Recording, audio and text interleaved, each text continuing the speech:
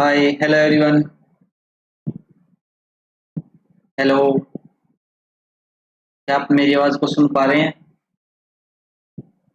Slide visible है और voice clear है तो एक बार कमेंट करें।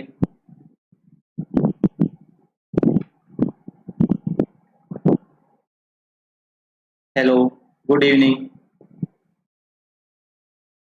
वॉइस क्लियर है या फिर डिस्टरबेंस है? डिस्टरबेंस।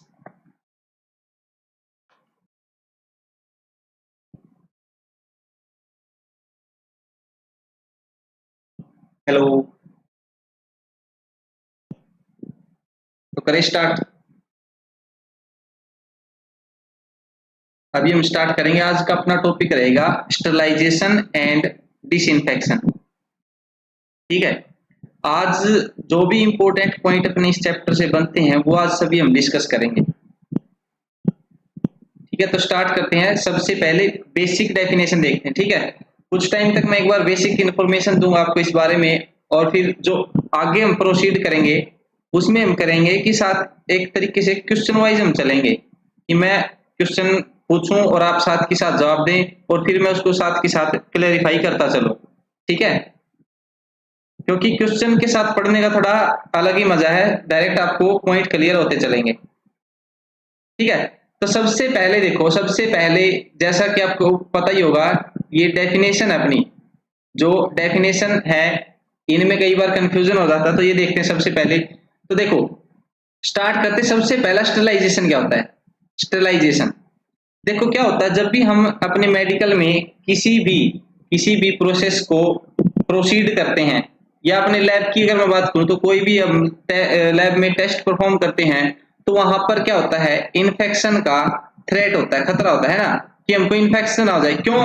क्योंकि वहां पर क्या है, माइक्रो ऑर्गेनिजम्स हैं, और ये माइक्रो ऑर्गेनिजम्स क्या कर सकते हैं, हमको इन्फेक्शन कोज कर सकते हैं। तो हमको क्या करना है, इन्फेक्शन से खुद को बचाना है। We have to protect ourselves from these infections. तो इन इन्फेक्शन से बचने के लिए हमने क्या किया, कुछ एक टेक्निक को डेवलप किया है जो कि क्या करे, इन इन्फेक्शियस माइक्रो ऑर्गेनिज्म को क्या करे, क्लियर कर दे। ठीक है, डिस्ट्रॉय कर दे, क्लियर कर दे, किल कर दे। तो ये बेसिक डेफिनेशन है। देखो, स्टरलाइजेशन में अगर हम बात करते हैं, ये क्या करते हैं, जितने भी लिविंग माइक्रो ऑर्गेनिज्म हैं उनको क्या करते हैं, ये किल करने का काम करते हैं, डिस्ट्रॉय करने का काम करते हैं, इंक्लूडिंग वायबल स्पोर्स। अगर स्पोर्स भी प्रेजेंट है तो उसको भी ये खत्म करने का काम करती हैं। तो उस प्रोसेस को हमने नाम दिया स्टरलाइजेशन। ठीक है, तो लिविंग ऑर्गेनिज्म को एज वेल उनके स्पोर्स को, दोनों को क्या करें, क्लियर कर दे। उस प्रोसेस को हमने बोला स्टरलाइजेशन। दूसरा है डिसइंफेक्शन। दूसरा क्या है, डिसइंफेक्शन। ये क्या करेंगे, जो पैथोजेनिक ऑर्गेनिज्म है उनके मोस्ट ऑफ द फॉर्म को ये क्या करेंगे, क्लियर करने का काम करेंगे, डिस्ट्रॉय करने का काम करेंगे। लेकिन इंपॉर्टेंट बात ये है कि ये बैक्टीरियल स्पोर को डिस्ट्रॉय नहीं कर सकते। ठीक है, तो स्टरलाइजेशन और डिसइंफेक्शन में जो मेन डिफरेंस है वो ये है कि स्टरलाइजेशन में स्पोर को भी डिस्ट्रॉय कर दिया जाता है, लेकिन डिसइंफेक्शन में स्पोर को हम डिस्ट्रॉय नहीं कर सकते। ठीक है, उसके बाद है एसेप्सिस। थर्ड जो क्या है, एसेप्सिस है। ये एक ऐसी प्रोसेस है जिसमें हम क्या करते हैं, केमिकल एजेंट्स का यूज करते हैं। कहां पर, अपने बॉडी सरफेस के ऊपर।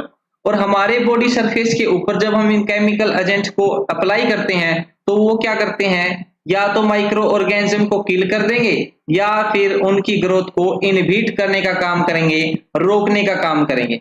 तो इस प्रोसेस को हमने नाम दिया एसेप्सिस। ठीक है, फोर्थ जो है वो है डीकंटेमिनेशन। डीकंटेमिनेशन एक ऐसी प्रोसेस है जिसमें हम सिंपली बोल सकते हैं कि हम किसी भी आइटम को या किसी भी मटेरियल को इतना मतलब कि क्लियर कर लें कि उसको हम सेफली हैंडल कर सकें। ठीक है, तो पैथोजेनिक माइक्रो ऑर्गेनिजम्स की पॉपुलेशन में कमी लेकर आनी हमको, ताकि हम उसको सेफली हैंडल कर सकें। ठीक है, तो ये चारों डेफिनेशन जो है क्लियर है, तो आगे बढ़ें। सिंपली बात ये देखो, सबसे पहले हम क्या करते हैं, किसी भी अगर सिंपली हम क्या करें, डिटर्जेंट के साथ अगर किसी भी मटेरियल को, आइटम को अगर वॉश कर दें तो हम वो क्या कर रहे हैं, डीकंटेमिनेशन करें, ताकि हम उसको सेफली हैंडल कर सके। एसेप्सिस, जब भी कोई इंजरी होती है, वुंड वगैरह होता है, तो उस पे हम क्या करते हैं, एंटीसेप्टिक यूज करते हैं, तो उस प्रोसेस को बोलते हैं एसेप्सिस। डिसइंफेक्शन में क्या करते हैं, मोस्टली पैथोजन को डिस्ट्रॉय कर देते हैं, लेकिन उनके स्पोर को डिस्ट्रॉय नहीं कर सकते, जबकि स्टेरिलाइजेशन जो उसमें हम स्पोर को भी डिस्ट्रॉय कर देते हैं। ठीक है,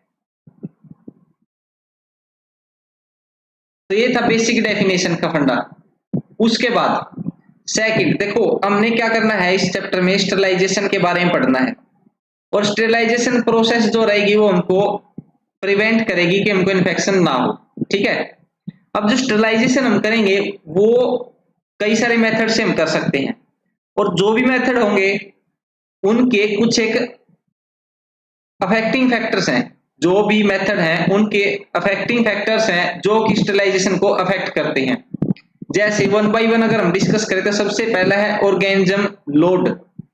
मान लेते अपने पास ये कोई आर्टिकल है, ठीक है, और ये अपने पास दूसरा आर्टिकल है, तो एक आर्टिकल ऐसा है जिसके ऊपर सिर्फ और सिर्फ लिमिटेड बैक्टीरिया प्रेजेंट है, 5-6 बैक्टीरियल सेल प्रेजेंट है, लेकिन दूसरा आर्टिकल जो है, दूसरा आइटम जो उसके ऊपर मान लेते हैं कई सारे बैक्टीरिया प्रेजेंट है, तो इसको हम बोलेंगे ऑर्गेनिज्म लोड। जो पहला ऑब्जेक्ट है उस पर ऑर्गेनिज्म लोड कम है, जबकि दूसरा जो ऑब्जेक्ट है उसके ऊपर ऑर्गेनिज्म का लोड ज्यादा है।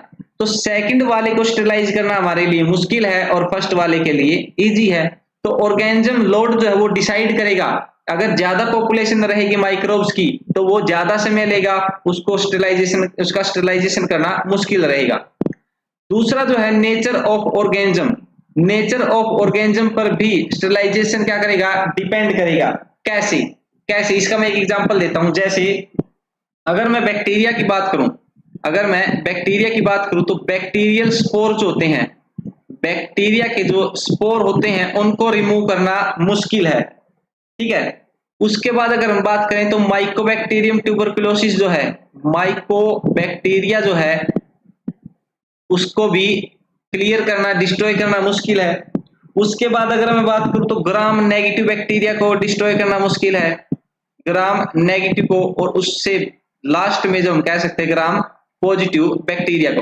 तो देखो ये ऑर्गेनिज्म जो है इनके नेचर के ऊपर डिपेंड करेगा कि स्टेरिलाइजेशन कितना इजीली हम कर सकते हैं। तो ग्राम पॉजिटिव बैक्टीरिया को हम इजीली स्टेरिलाइज कर सकते हैं, ठीक है, उनको डिस्ट्रॉय आसानी से किया जा सकता है। उसके बाद ग्राम नेगेटिव बैक्टीरिया को, उसके बाद माइकोबैक्टीरिया को, और सबसे लास्ट बैक्टीरियल स्पोर को। ये ऑर्डर आपको पता होना चाहिए। अगर आपसे एग्जाम में पूछ लिया जाए कि इनमें से सबसे मुश्किल, हम कह सकते हैं मुश्किल या फिर सबसे ज्यादा टाइम किसको देना पड़ेगा, तो बैक्टीरियल स्पोर को डिस्ट्रॉय करने के लिए, क्लियर करने के लिए, रिमूव करने के लिए बैक्टीरियल स्पोर को सबसे ज्यादा टाइम देना पड़ेगा। ठीक है, तो इस तरीके से भी क्वेश्चन आपसे पूछा जा सकता है। सेम वायरस के केस में भी एक क्वेश्चन बन सकता है। यहाँ से वायरस के केस में आपसे क्या पूछा जा सकता है, देखो वायरस आपको पता है एनवेलप्ड भी हो सकते हैं और नॉन एनवेलप्ड भी हो सकते हैं।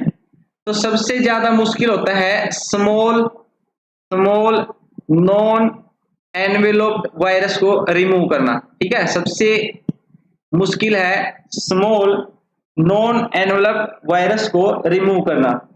उसके बाद स्मॉल के बाद क्या आएगा अपने पास, लार्ज नॉन एनवेलप्ड वायरस को रिमूव करना, और एट लास्ट या सबसे पहले हम किसको रिमूव करेंगे, एनवेलप्ड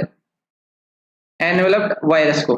ठीक है, तो बेसिक कॉन्सेप्ट है कि सबसे पहले कौन सा वायरस को, जो सबसे पहले रिमूव होगा वो कौन सा वायरस होगा, एनवेलप्ड वायरस। उसके बाद लार्ज नॉन एनवेलप्ड, और सबसे लास्ट में स्मॉल नॉन एनवेलप्ड वायरस। तो ये क्या कर रहा है, देखो नेचर ऑफ ऑर्गेनिज्म जो है वो डिसाइड कर रहा है कि स्टेरिलाइजेशन आसानी से होगा या फिर लेट होगा।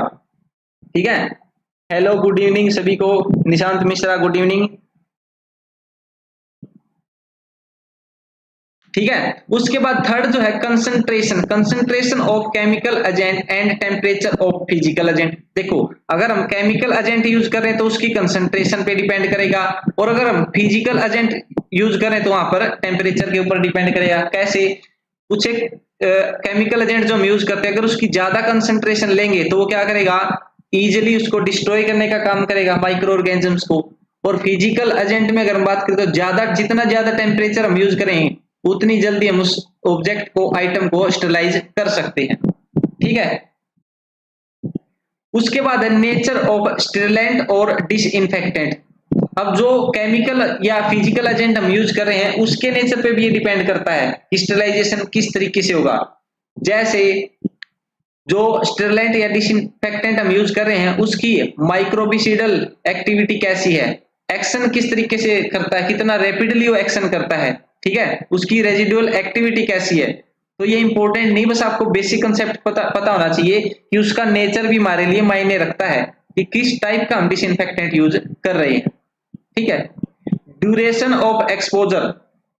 ड्यूरेशन ऑफ एक्सपोजर का मतलब है कि जैसे अगर हम टेम्परेचर की बात करें फिजिकल एजेंट की, तो जितना ज्यादा टाइम हमने दिया, जितनी ज्यादा ड्यूरेशन के लिए हमने उसको हाई टेम्परेचर पर रखा, तो उतना ही जल्दी वो क्या हो जाएगा, स्टेरिलाइज हो जाएगा। ठीक है, यहाँ पे दिया देखो, more the exposure time better is the efficacy. तो उतना ही ज्यादा इफिशियंटली हम क्या कर सकते हैं, उसको स्टेरिलाइज कर सकते हैं जितना ज्यादा हम उसको टाइम देंगे। नेक्स्ट है पीएच। जो हीट है वो अच्छे से या फिर रैपिडली क्या करती है, एसिडिक पीएच पर किल करने का काम करती है माइक्रो ऑर्गेनिजम्स को। ठीक है, डीएमएलटी पॉइंट। गुड इवनिंग भाई DMLT point. Every day please provide live class. Live class daily नहीं हो सकती, आज मैंने मुश्किल से टाइम निकाला है, अगर टाइम निकला तो जल्दी अगली क्लास भी करेंगे। ठीक है, अभी पेपर आ रखा उस करके मेरे को निकालना पड़ा टाइम, बहुत टाइम की बहुत शॉर्टेज चल रही है। हिमांशु गुड इवनिंग, सभी को गुड इवनिंग। ठीक है,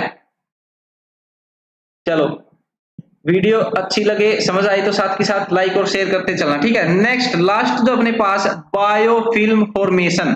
देखो सबसे पहले बायोफिल्म होती क्या है, अगर किसी भी सरफेस पे, किसी भी सरफेस के ऊपर अगर यहाँ पर माइक्रो ऑर्गेनिजम्स प्रेजेंट है तो ये क्या करें, कॉलोनी की फॉर्म में यहाँ पर रहें और इनके ऊपर से एक सीट टाइप स्ट्रक्चर बन जाए, सीट टाइप।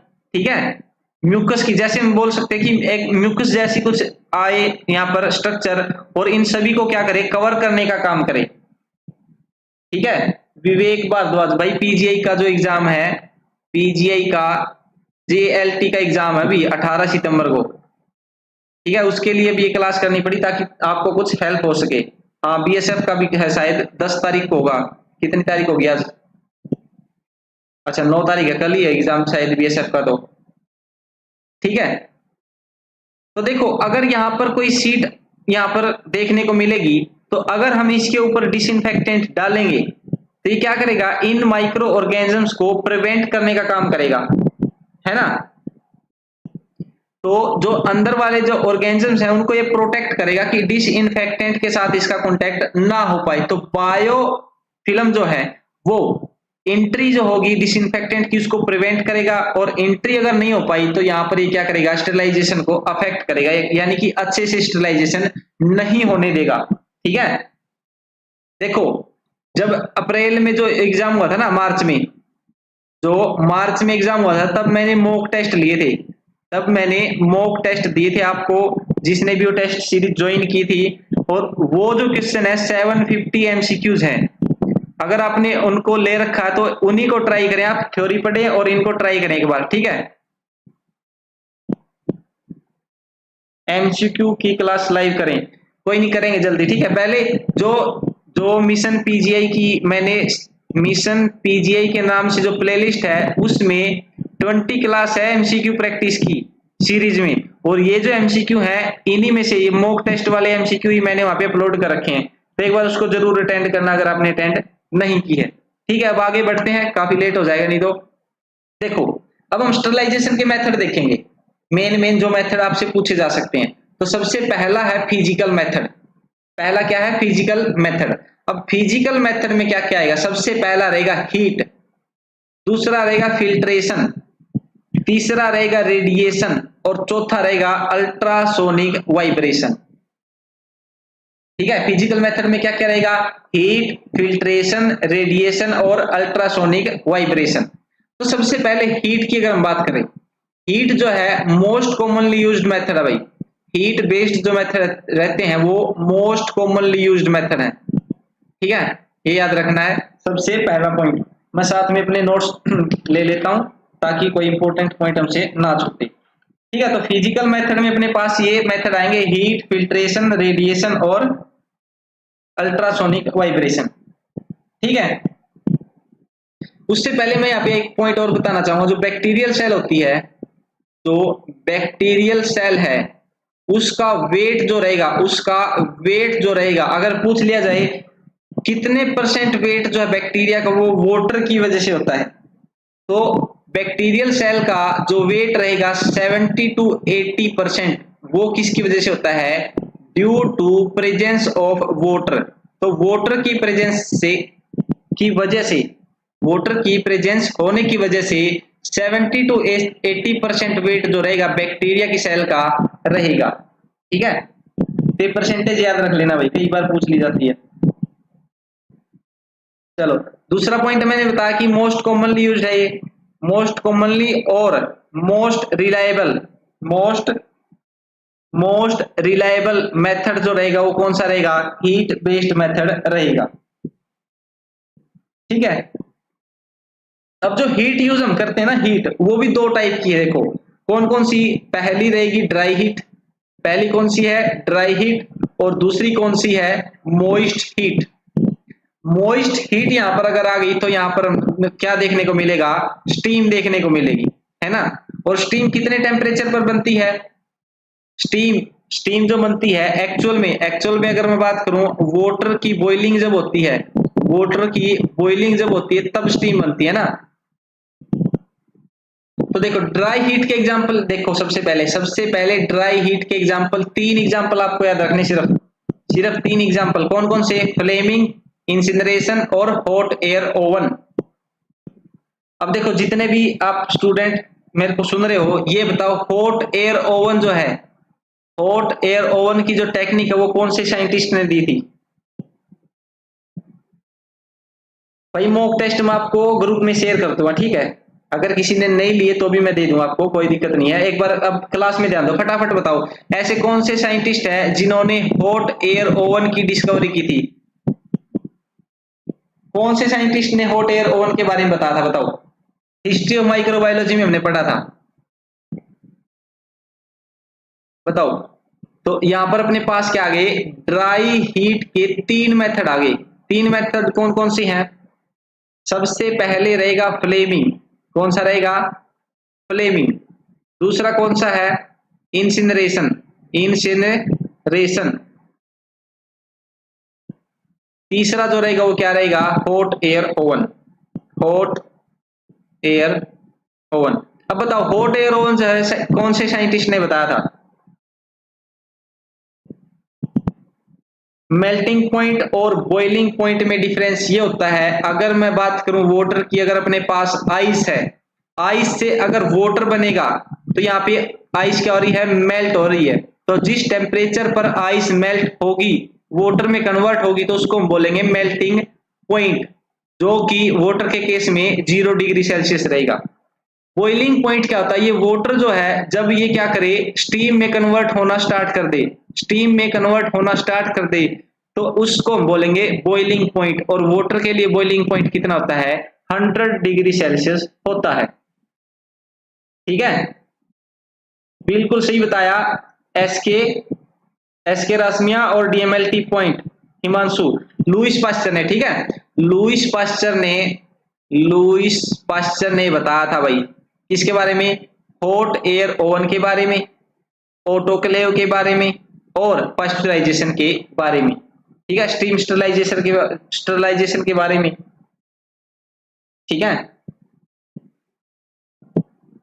निकी, डीएमएलटी पॉइंट, एसके रासमिया।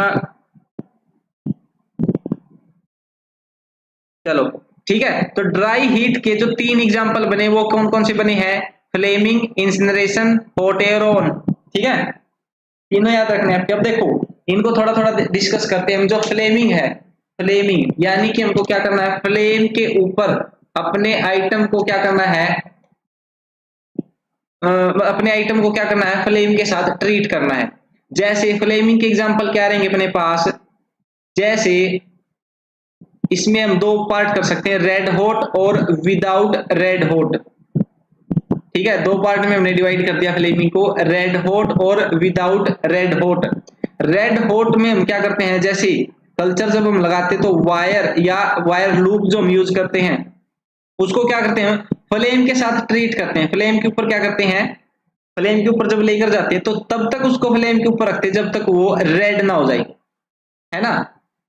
जो लूप होता है, वायर होता है, जो जिसके साथ हम कल्चर लगाते हैं तो उसको क्या करते हैं, फ्लेम के ऊपर लेकर जाते हैं और तब तक रखते हैं जब तक वो रेड ना हो जाता, है ना। तब जब तक रेड नहीं हो जाता उसको फ्लेम के ऊपर ही रखते हैं, तो इसको हम बोलते हैं रेड हॉट, ठीक है। दूसरा without red hot. Without red hot में क्या रहेगा, जैसे जैसे जो टेस्ट ट्यूब है, जो टेस्ट ट्यूब है जिसमें हमने कल्चर को इंसर्ट कर दिया या कल्चर लगा दिया, उसका जो माउथ रहेगा, उसको ऊपर का जो पोर्शन जो रहेगा उसको हम स्टरलाइज करते हैं। जैसे ये टेस्ट ट्यूब है तो इसका ये ऊपर वाला जो पोर्शन इसको हम स्टरलाइज करते हैं। इसको स्टरलाइज करते हैं तो उसके लिए हम उसको रेड होने का वेट नहीं करते कि वो कब रेड होगा तब तक करेंगे, नहीं, उसको हम क्या करते हैं, शॉर्ट टाइम के लिए फ्लेम के ऊपर लेकर जाते हैं, ठीक है। चलो, तो रेड हॉट किसके लिए यूज किया है, वायर या लूप के लिए। विदाउट रेड हॉट मेथड जो है फ्लेमिंग का, वो किसके लिए यूज किया हमने, टेस्ट ट्यूब के माउथ के लिए, ठीक है। उसके बाद दूसरा जो है इंसिनरेशन। दूसरा कौन सा है, इंसिनरेशन। इसमें क्या हम करते हैं, काफी ज्यादा टेम्परेचर पर, काफी ज्यादा टेम्परेचर पर हम क्या करते हैं, बर्न करते हैं किसी भी ऑब्जेक्ट को या डिसइंफेक्टेड आइटम को। अब इतने ज्यादा टेम्परेचर पर हम उसको बर्न करेंगे तो वहां से हमको क्या मिलेगी, एस या फिर गैस, और साथ में वहां से क्या निकलेगी, हीट निकलेगी, ठीक है। तो सबसे ज्यादा टेम्परेचर जो हम यूज करते हैं वो किस में करते हैं, इंसिनरेशन में करते हैं, ठीक है। और इंसिनरेशन जो होता है उसको हम यूज करते हैं बायोमेडिकल वेस्ट को ट्रीट करने के लिए या फिर डिस्पोज ऑफ करने के लिए, ठीक है। भाई पीजीआई चंडीगढ़ का एडमिट कार्ड आज नहीं आया है, मंडे तक आएगा होपफुली, ठीक है। मैंने लॉगिन करके देखा था, अभी नहीं आया है, तो वेट ना करें, अपनी पढ़ाई पे ध्यान रखें, ठीक है। तो दो मेथड हो गए, फ्लेमिंग और इंसिनरेशन। तीसरा है अपने पास hot air oven. Hot air oven में क्या होता है, जैसे एक अपने पास बॉक्स टाइप में स्ट्रक्चर होती है, उसके अंदर क्या होते हैं, एयर सर्कुलेटिंग होती है। इसकी टाइमिंग आपको याद रखनी है, हॉट एयर ओवन की टाइमिंग आपको याद रखनी है 160 डिग्री सेल्सियस फॉर 2 आवर्स, ठीक है। तो हॉट एयर ओवन में अगर कोई ऑब्जेक्ट आपको स्टरलाइज करना है तो उसमें हम क्या करेंगे, 160 डिग्री टेम्परेचर पर उसको 2 घंटे के लिए छोड़ देंगे, ठीक है। तो सबसे पहला सबसे छोटा टॉपिक ड्राई हीट का अपना खत्म हुआ। इसमें 3 मेथड है, flaming, incineration, hot air oven. Flaming में 2 टाइप है, रेड हॉट और विदाउट रेड हॉट। इंसिनरेशन में हम क्या करते हैं, काफी ज्यादा टेम्परेचर पे 1200 डिग्री सेल्सियस तक हम उसको गर्म करते हैं, जिसकी वजह से अपना ऑब्जेक्ट जल जाता है और उसके अंदर जो कंटेमिनेशन थी वो खत्म हो जाती है। तीसरा है हॉट एयर ओवन, जो कि एक बॉक्स लाइक स्ट्रक्चर है, उसके अंदर हमको क्या करना है, उसके अंदर कुछ एक टाइम है, कुछ एक मतलब कि अपने पास प्रिकॉशन है जो कि हमको ध्यान में रखनी होती है। जैसे जो भी ऑब्जेक्ट हमको स्टरलाइज करने हैं उनको हम इस तरीके से रखेंगे कि उसके अंदर एयर अच्छे से सर्कुलेट होती रहे। उसके जो टेस्ट ट्यूब जो हम रखते हैं, जैसे ग्लासवेयर हम क्या करते हैं, स्टरलाइज करते हैं हॉट एयर ओवन में, तो उनके जो माउथ जो होंगे उसको क्या करते हैं, कॉटन प्लग लगा करके रखते हैं। अच्छा, रबड़ की चीज जो है, रबड़ की चीज जो हम इसके अंदर नहीं रखते, एक्सेप्ट वन, एक ऐसा रबड़ जो कि हम हॉट एयर ओवन में रख सकते हैं, उसको हम बोलते हैं सिलिकॉन रबड़, ठीक है। सिलिकॉन रबड़ जो है इसको ही सिर्फ हम क्या कर सकते हैं, हॉट एयर ओवन में रख सकते हैं, नहीं तो रबड़ जो है उसको हम हॉट एयर ओवन में नहीं रखते, ठीक है। मेनली जो है हॉट एयर ओवन में हम क्या करते हैं, ग्लासवेयर्स को क्या करते हैं, हॉट एयर ओवन में स्टरलाइज करने का काम करते हैं, ठीक है। तो इसी बात पे क्वेश्चन बताओ मेरे को, क्वेश्चन आपके लिए यहाँ नहीं, मैं अगली स्लाइड में पूछूंगा यहाँ पे, तो फटाफट जवाब देना भाई। क्वेश्चन क्या है, देखो क्वेश्चन आपके लिए, which method is based on the concept of moist heat. बताओ भाई, जो चार ऑप्शन आपको दिए जाएंगे अब 1, 2, 3 और 4, इसमें पूछा है कि कौन सा मेथड है जो कि मोइस्ट हीट के कॉन्सेप्ट पर बेस्ड रहेगा। सबसे पहले हॉट एयर ओवन, पहला ऑप्शन। दूसरा रहेगा पाश्चराइजेशन, कौन सा रहेगा? पाश्चराइजेशन। तीसरा जो रहेगा वो रहेगा फ्लेमिंग, तीसरा क्या रहेगा? फ्लेमिंग। और चौथा जो रहेगा वो रहेगा अपने पास इनसिनरेशन। बताओ भाई फटाफट, which method is based on the concept of moist heat? इनमें से कौन सा मेथड है? इनमें से बताओ भाई, जो ऑप्शन दिए गए हैं इनमें से बताओ कौन सा मेथड है जो कि मोइस्ट हीट के कंसेप्ट के ऊपर बेस्ड रहता है। फटाफट कमेंट आने चाहिए भाई, बताओ। Hot air oven, pasteurisation, flaming या फिर इंसिनरेशन? बताओ फटाफट। अभी हमने क्या पढ़ा? देखो अभी हमने पढ़ा है कि ऐसे कॉन्सेप्ट या ऐसे मेथड जो कि ड्राई हीट पर बेस्ड होते हैं, यही पढ़े हैं। और ड्राई भी हमने तीन पढ़े, इनमें से ड्राई हीट के ऊपर बेस्ड तीन हमने पढ़े। एक तो हॉट एयर ओवन पढ़ा है, दूसरा हमने पढ़ा फ्लेमिंग, तीसरा इंसिनरेशन। तो बच कौन सा गया? पाश्चराइजेशन। तो अपना आंसर क्या रहेगा? पाश्चराइजेशन रहेगा। ठीक है, autoclave is correct answer. But option तो देखो, ऑप्शन क्या आपके पास है ना? इसका मतलब आपको कुछ समझ नहीं आ रहा जो मैं पढ़ा रहा हूं। अगर इस क्वेश्चन का सही आंसर नहीं दिया तो इसका मतलब मैं क्या समझू? बताओ। यही तो पढ़े, देखो तीन ही मेथड पढ़े हमने। ध्यान का है आपका? ये देखो तीन मेथड हमने पढ़े, कौन कौन से? Flaming, incineration, hot air oven, तीन पढ़े हैं। और ये तीनों मैंने ऑप्शन में दिए यहाँ पे, हॉट एयर ओवन, फ्लेमिंग और इंसिनरेशन। तो चौथा जो बच गया अपने पास, पाश्चराइजेशन, वही तो मॉइस्ट हीट पे रहेगा। नहीं समझे? ओ देखो, फिजिकल मेथड में हीट सबसे पहला कॉन्सेप्ट था। हीट में दो टाइप मैंने बताया, सबसे पहला ड्राई हीट, दूसरा मॉइस्ट हीट। मॉइस्ट हीट हमने नहीं पढ़ा, ठीक है, लेकिन ड्राई हीट तो हम पढ़ चुके हैं ना, उसमें फ्लेमिंग, इंसिनरेशन और हॉट एयर ओवन है। ये तीन ही पढ़े हमने। अगर तीनों हमने पढ़ लिए कि तीनों के तीन क्या है? ड्राई हीट के ऊपर बेस्ड है, ना कि मॉइस्ट हीट पे, तो हम क्या करेंगे? इन तीनों को कैंसिल कर देंगे। ना ये है ड्राई पे, मतलब ना ये है मॉइस्ट हीट पे, ना ये है, ना ये है। बताओ क्लियर है? कमेंट करो फटाफट, क्लियर है? ऑप्शन से पहले आंसर बता दिया, वेरी गुड। ठीक है, पाश्चराइजेशन भी क्या है? मॉइस्ट हीट पर बेस्ड रहेगा। तो देखो अब हम पढ़ते हैं कि जो मॉइस्ट हीट है उसके ऊपर कौन कौन से मेथड बेस्ड रहेंगे। ठीक है, चलो भाई, अपना ड्राई हीट क्लियर हो चुका। अब बात आती है दूसरा मॉइस्ट हीट पे। मॉइस्ट हीट जो है उसको हम अलग अलग टेम्परेचर पे यूज करते हैं।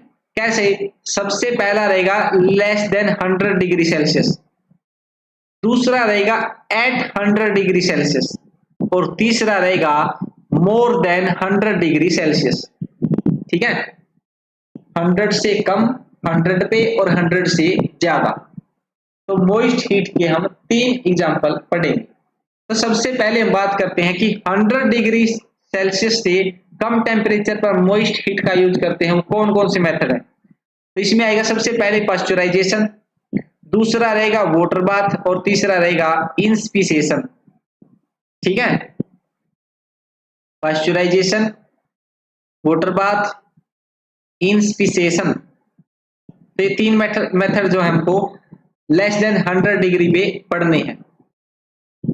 ठीक है, उसके बाद है नेक्स्ट टेम्परेचर। उसके बाद क्या है? Temperature at 100 degree Celsius. 100 degree Celsius में हम क्या क्या पढ़ेंगे? बॉइलिंग, स्टीमिंग और टिंडलाइजेशन। ये बेसिक क्लासिफिकेशन तो सबसे जरूरी है। अगर स्टरलाइजेशन का कॉन्सेप्ट दिमाग में क्लियर करना है तो ये क्लासिफिकेशन है, 1 मिनट में पता होना चाहिए। अगर पास्चुराइजेशन का नाम ले दिया तो मॉइस्ट हीट है, और मॉइस्ट हीट भी कितने टेम्परेचर पे, लेस देन 100 डिग्री सेल्सियस पे।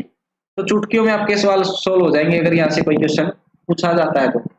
ठीक है, क्या हो गया, नेटवर्क प्रॉब्लम है कुछ? हेलो,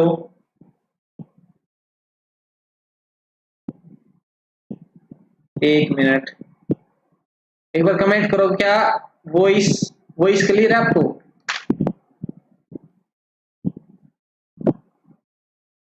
चलो, तो देखो जो मॉइस्ट हीट है उसमें 3 टाइप हम पढ़ेंगे। 100 डिग्री से 100 डिग्री सेल्सियस से कम, 100 डिग्री सेल्सियस पर, और 100 डिग्री सेल्सियस से ज्यादा पे। लेस देन 100 डिग्री सेल्सियस में आएगा पास्चुराइजेशन, वाटर बाथ और इंस्पीसेशन। ठीक है, 100 डिग्री पे आएगा बॉइलिंग, स्टीमिंग और टिंडलाइजेशन, और 100 डिग्री से ज्यादा पे आएगा ऑटोक्लेव। तो एक क्वेश्चन अगर यहां से पूछ लिया जाए, मेथड, ऐसा कौन सा मेथड है, method which is based on moist heat and operated at temperature more than 100 degree Celsius. अब बताओ भाई, अब करो कमेंट, अब कमेंट करो विदाउट ऑप्शन के। ऐसा कौन सा मेथड है जो कि मॉइस्ट हीट पर बेस्ड रहता है और ऑपरेट किया जाता है कितने टेम्परेचर पर, मोर देन 100 डिग्री सेल्सियस पर? बताओ, आपके सामने आंसर है, बताओ कौन सा मेथड है जो कि मॉइस्ट हीट पर बेस्ड है और 100 डिग्री सेल्सियस से ज्यादा टेम्परेचर पर वो ऑपरेट किया जाता है। ठीक है, निकी, निशांत, शिवानी, आशुतोष, बिल्कुल सही है, ऑटोक्लेव। ठीक है, अगर अगर इसी क्वेश्चन को अगर मैं थोड़ा सा चेंज कर दूं, थोड़ा सा चेंज क्या कर दूं, मोइस्ट की जगह क्या कर दें, यहाँ पे ड्राई हीट कर दे। तो यहाँ पे भी ध्यान देना है, ऐसा नहीं कि 100 डिग्री सेल्सियस से ज्यादा होते ही हमको ऑटोक्लेव लगा देना। अगर यहाँ पे ड्राई हीट रहेगा तो हमारा आंसर क्या हो जाएगा, हमारा आंसर क्या हो जाएगा बताओ, हॉट एयर ओवन, है ना। देखो हमने कितने डिग्री पे इसको ट्रीट किया था, 160 डिग्री सेल्सियस पे। ठीक है, तो कहने का मतलब, देखो मैं क्या समझाना चाह रहा हूं यहाँ पे, कि जब भी हम किसी क्वेश्चन को अटेम्प्ट करते हैं तो वहां पे हमको ध्यान देना है कि कौन सा वर्ड यहाँ पे यूज किया गया है। ठीक है, चलो, तो ये क्लासिफिकेशन हो गया मॉइस्ट हीट पे जो अपने मेथड होते हैं उनके बारे में। खाली स्लाइड कहाँ गई यार, ये डिस्कस, हाँ ये आगे है, 1 बाय 1 डिस्कस करेंगे। ठीक है, तो देखो हमने पढ़ लिया हीट के बारे में, हीट के बारे में अपना क्लियर हो गया। दूसरा अपने पास फिल्ट्रेशन, कि हम उस जो भी सब्सटेंस अपना जिसको हमने स्टरलाइज करना उसको क्या करें, फिल्टर कर दें। तो फिल्टर हम 2 टाइप के पढ़ते हैं, डेप्थ फिल्टर और मेम्ब्रेन फिल्टर। रेडिएशन का यूज करके भी हम क्या कर सकते हैं, अपने आइटम को स्टरलाइज कर सकते हैं। ठीक है, स्टरलाइज कर सकते हैं उसको। अब जो अब जो रेडिएशन है ना, उसको 2 टाइप में हम कैटेगराइज करते हैं। सबसे पहला है आयोनाइजिंग रेडिएशन और दूसरा है नॉन आयोनाइजिंग रेडिएशन। ठीक है, जो आयोनाइजिंग रेडिएशन है उसमें 3 एग्जांपल आपको याद रखने हैं। कौन कौन सी, गामा रेज, देखो ये वाई रेज लिखा ना, ये गामा रेज है। ठीक है, कौन सी है ये, गामा रेज, जिसको हम ऐसे डिनोट करते हैं गामा से। ठीक है, वाई नहीं है, ये गामा है। तो 3 टाइप की आयोनाइजिंग रेडिएशन आपको याद रखनी, कौन कौन सी, gamma rays, x rays, cosmic rays. तो अगर आपसे क्वेश्चन पूछ लिया जाए क्या कि इनमें से which of the following is not a ionising radiation, इनमें से कौन सी आयोनाइजिंग रेडिएशन नहीं है? ऑप्शंस क्या आपके, gamma rays, x rays, cosmic rays या फिर यूवी रेज। बताओ इसका क्या आंसर रहेगा फिर, कि इनमें से कौन सी रेडिएशन है जो कि आयोनाइजिंग रेडिएशन नहीं है? बताओ, gamma ray, X ray, cosmic रे या फिर यूवी रेज? आंसर आपके सामने स्क्रीन पे है। बताओ भाई, कमेंट करके बताओ फटाफट। तो तीन टाइप की रेडिएशन जो आपको याद रखनी है, जो कि आयनाइजिंग रेडिएशन होती है। कौन कौन सी? एक्सरे, गामा रे और कॉस्मिक रे। तो फोर्थ जो अपने पास यूवी रेज, यूवी रेज किसके अंदर कैटेगराइज की? हमने नॉन आयनाइजिंग रेडिएशन के अंदर कैटेगराइज की है। ठीक है, तो नॉन आयनाइजिंग में दो याद रखनी है, इंफ्रारेड और यूवी। ठीक है, चलो बहुत अच्छे, सभी का अच्छा आंसर जो है बिल्कुल सही है। तो ये थे भाई फिजिकल मेथड। तो फिजिकल मेथड में हीट है, फिल्ट्रेशन है, रेडिएशन है और अल्ट्रासोनिक वाइब्रेशन है। अल्ट्रासोनिक वाइब्रेशन ज्यादा इफेक्टिव नहीं है, तो इसको आजकल हम स्टरलाइजेशन के लिए यूज नहीं करते। ठीक है, अल्ट्रासोनिक वाइब्रेशन में क्या होता है, हम कह सकते हैं कि उसमें साउंड एनर्जी एक तरीके से हम यूज करते हैं, वाइब्रेशन क्रिएट होती है, उसकी वजह से जो है अपने माइक्रो ऑर्गेनिज्म डिस्ट्रॉय हो जाए, तो it is not so effective, तो इसको हम यूज नहीं करते।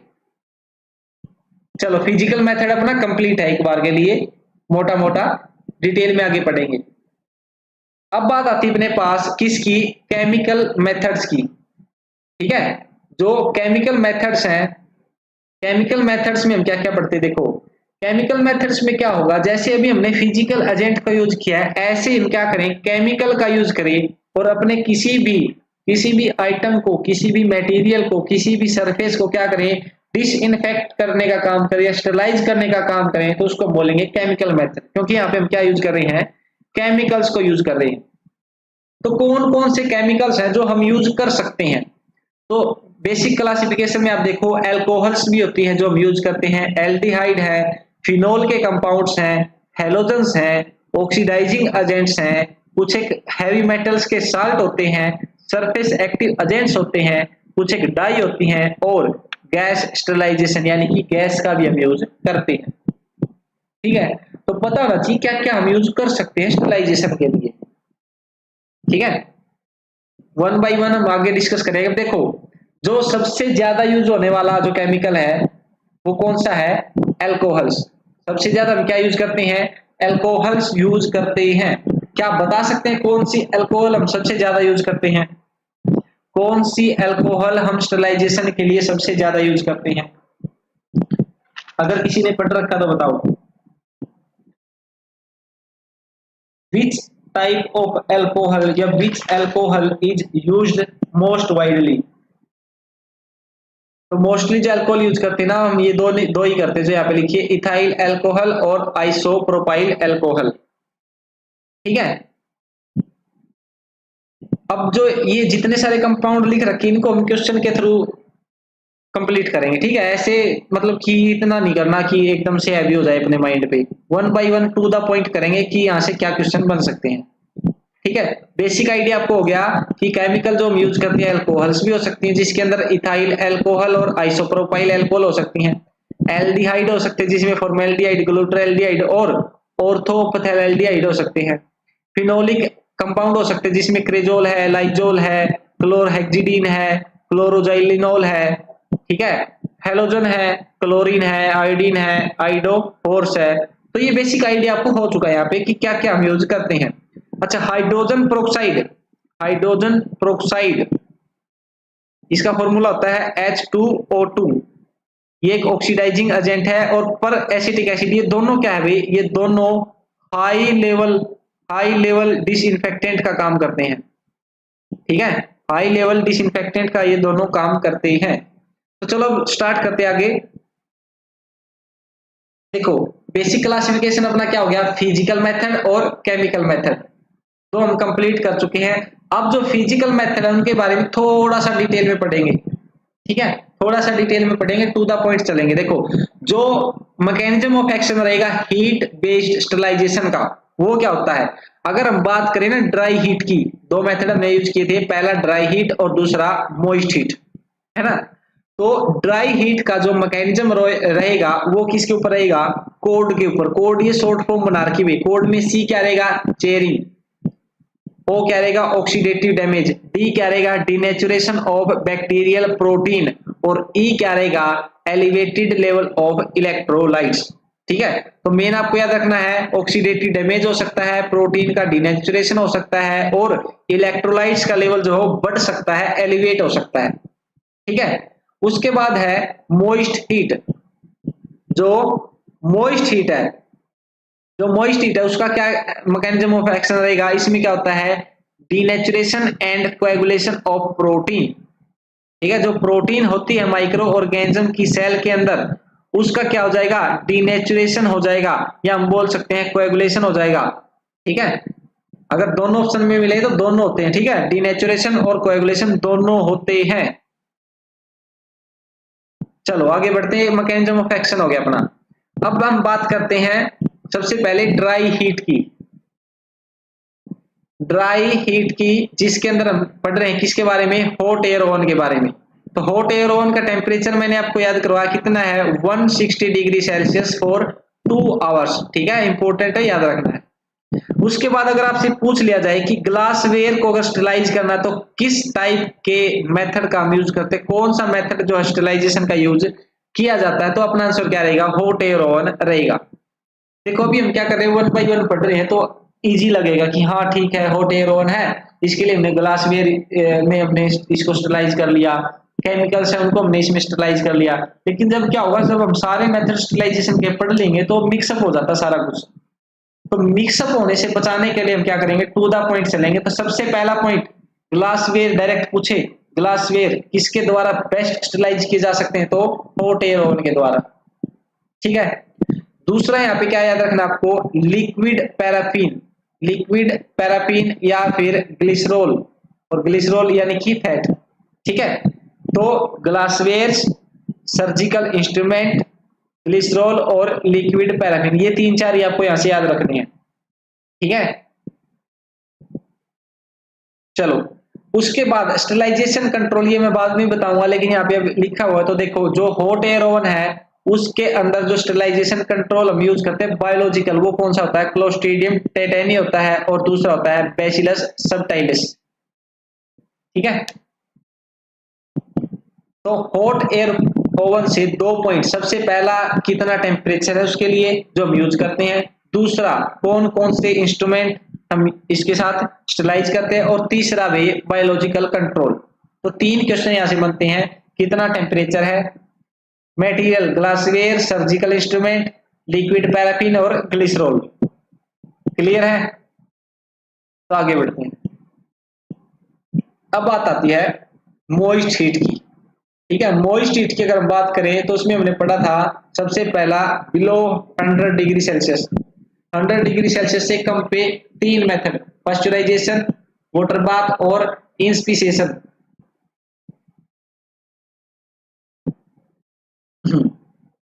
ठीक है, चलो देखो पास्चुराइजेशन जो हम यूज करते हैं वो मेनली बेवरेजेज के लिए यूज किया जाता है, मेनली जो इसको यूज किया जाता है मिल्क के लिए। ठीक है, साथ के साथ जो है फ्रूट, वेजिटेबल जूस, बियर और डेयरी प्रोडक्ट के लिए हम बोल सकते हैं इसको यूज किया जाता है। इंपॉर्टेंट क्या अपने लिए, जो पास्चुराइजेशन है उसके 2 मेथड है।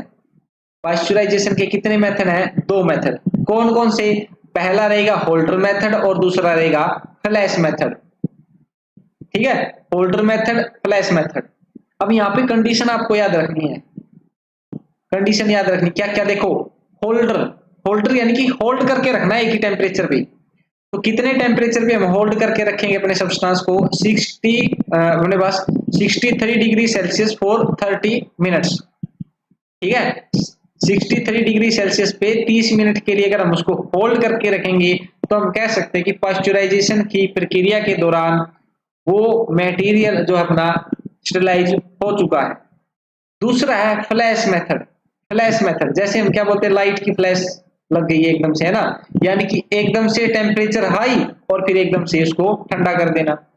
तो फ्लैश मेथड में क्या होगा, देखो 72 डिग्री सेल्सियस पे लेकर जाएंगे 20 सेकंड के लिए, उसके बाद हम क्या करेंगे, उसको एकदम से कूल कर देंगे, ठंडा कर देंगे, कहां तक, 13 डिग्री सेल्सियस तक। तो पास्चुराइजेशन में दो मेथड है, कौन कौन से, होल्डर और फ्लैश मेथड। ये याद रखने, होल्डर पे 63 डिग्री सेल्सियस 30 मिनट और फ्लैश मेथड में 72 डिग्री सेल्सियस पर लेकर जाएंगे कब तक, 20 सेकंड तक। उसके बाद हम क्या करेंगे, 30 डिग्री सेल्सियस या फिर उससे भी कम टेम्परेचर पर एकदम से उसको क्या कर देंगे, ठंडा कर देंगे। होगा क्या इससे, पास्चुराइजेशन से क्या होगा, जितने भी non sporing pathogen, bacteria, fungus, जितने भी पैथोजन मतलब कि नॉन स्पोरिंग जो स्पोर फॉर्मेशन नहीं करवाते, वो क्या हो जाएंगे, किल्ड हो जाएंगे, मर जाएंगे। एक्सेप्ट, देखो एक्सेप्शन आ गया, तो यहाँ पे इंपोर्टेंट पॉइंट बनता है। जहां पर भी देखो क्वेश्चन कहां से बनते हैं, या तो कहीं पे कोई एक्सेप्शन आ जाए या फिर कुछ ऐसा आ जाए जिसके बारे में हम हमेशा अपोजिट सोचते हैं, तो वहां से क्वेश्चन हमेशा अराइज होते हैं। ठीक है, तो यहाँ पे एक्सेप्शन आ गया, तो यहाँ पे आपसे पूछा जा सकता है कि कौन सा बैक्टीरिया है जो कि पास्चुराइजेशन के मेथड को रजिस्ट करता है।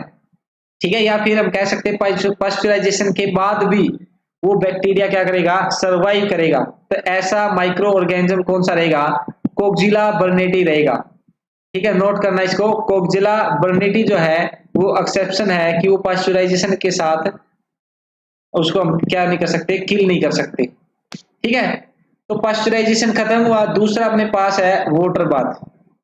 वाटर बाथ जो है वो हम किसके लिए यूज करते हैं, सीरम को डिसइंफेक्ट करने के लिए, वैक्सीन के लिए, या फिर अपने बॉडी फ्लूइड है उसके लिए हम क्या करते हैं, वाटर बाथ का यूज करते हैं। थर्ड जो है अपने पास इंस्पिसेशन। इंस्पिसेशन जो है जिसको हम दूसरा नाम क्या देते हैं, फ्रैक्शनल स्टरलाइजेशन। अब देखो इसको फ्रैक्शनल स्टरलाइजेशन क्यों बोला है, फ्रैक्शन का मतलब होता है टुकड़े करना। जैसे ये एक सीट है मेरे पास, मैंने इसके क्या करने, फ्रैक्शन करने, तो मैंने इसके मान लेते 3 फ्रैक्शन कर दिया, यानी कि 3 टुकड़े कर दिए। तो अगर एक प्रोसेस है स्टरलाइजेशन की, उसको अगर मैं 3 टुकड़ों में क्या करूं, पूरा करूं, 3 स्टेज में उसकी डिवाइड कर दूं।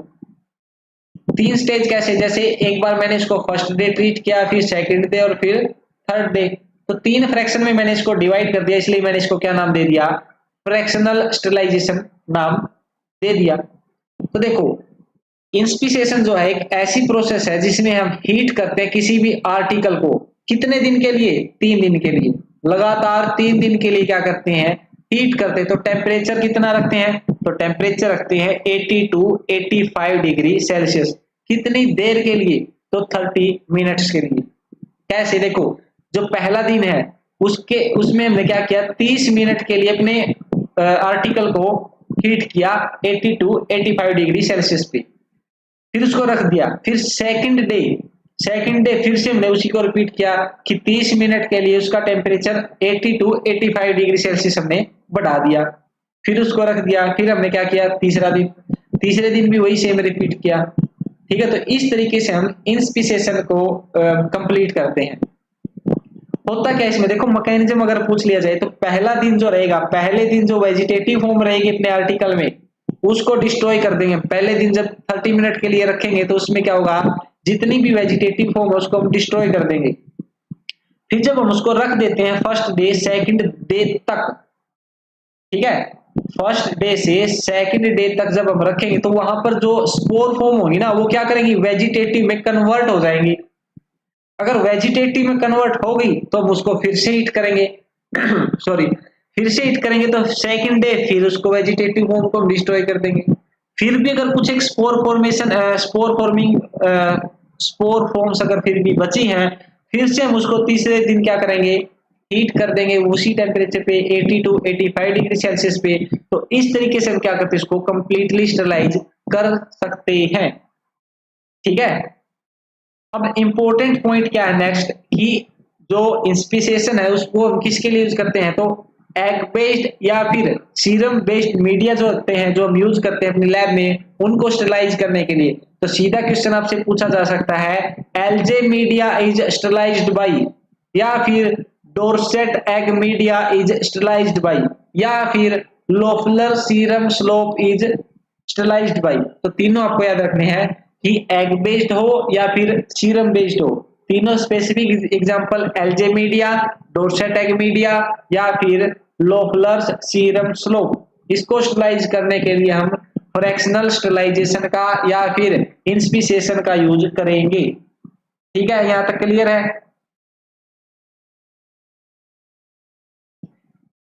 क्या रिपीट करना है एक बार फटाफट बताओ हिमांशु। देखो हमने पढ़ा है इंस्पिसेशन। इंस्पिसेशन में क्या होगा, हम एक आर्टिकल लेंगे, मान लेते हैं अपना ये आर्टिकल है जो कि डिसइंफेक्ट मतलब कि कंटेमिनेटेड है ये पूरा, इसके ऊपर बैक्टीरिया है काफी सारे, ठीक है, उसमें वेजिटेटिव फॉर्म भी है और स्पोर भी है। वेजिटेटिव फॉर्म कह सकते हैं या फिर एक्टिव फॉर्म आप बोल सकते हो कि वो एक्टिवली है, इसके ऊपर प्रेजेंट कर रहा है, वो हमको इन्फेक्शन डायरेक्ट दे सकता है। तो पहले दिन हम क्या करेंगे, इसको 30 मिनट के लिए 80 टू 85 डिग्री सेल्सियस पर लेकर के जाएंगे, ठीक है। इसका टेम्परेचर 80 से 85 डिग्री तक बढ़ा देंगे। तो यहाँ पर जो वेजिटेटिव फॉर्म है या फिर एक्टिव फॉर्म है उसको हम पहले दिन डिस्ट्रॉय कर देते हैं, फिर उसको हम सेकंड डे तक रख देते हैं। सेकंड डे तक जब हम उसको रखेंगे तो यहाँ पर अगर कोई स्पोर फॉर्म यहाँ पे प्रेजेंट है तो वो क्या करेगा, एक्टिव फॉर्म में कन्वर्ट हो जाएगा, और एक्टिव में कन्वर्ट होगा, हम फिर से उसका टेम्परेचर बढ़ा रहे सेकंड डे, फिर से उसको खत्म कर देंगे, फिर ऐसे ही थर्ड डे कर देंगे।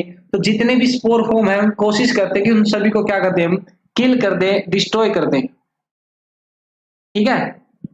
एक बार कमेंट कर दो, जो भी देख रहा है एक बार कमेंट कर दो कि सब कुछ क्लियर है या फिर नहीं।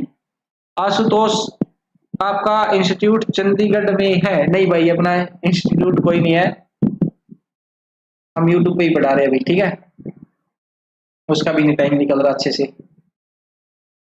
चलो एक बार कमेंट करके बताओ यहाँ तक सब क्लियर है तो आगे बढ़े, फटाफट एक कमेंट कर दो भाई। फिर नेक्स्ट जो अपने पास नेक्स्ट है 100 डिग्री सेल्सियस पे,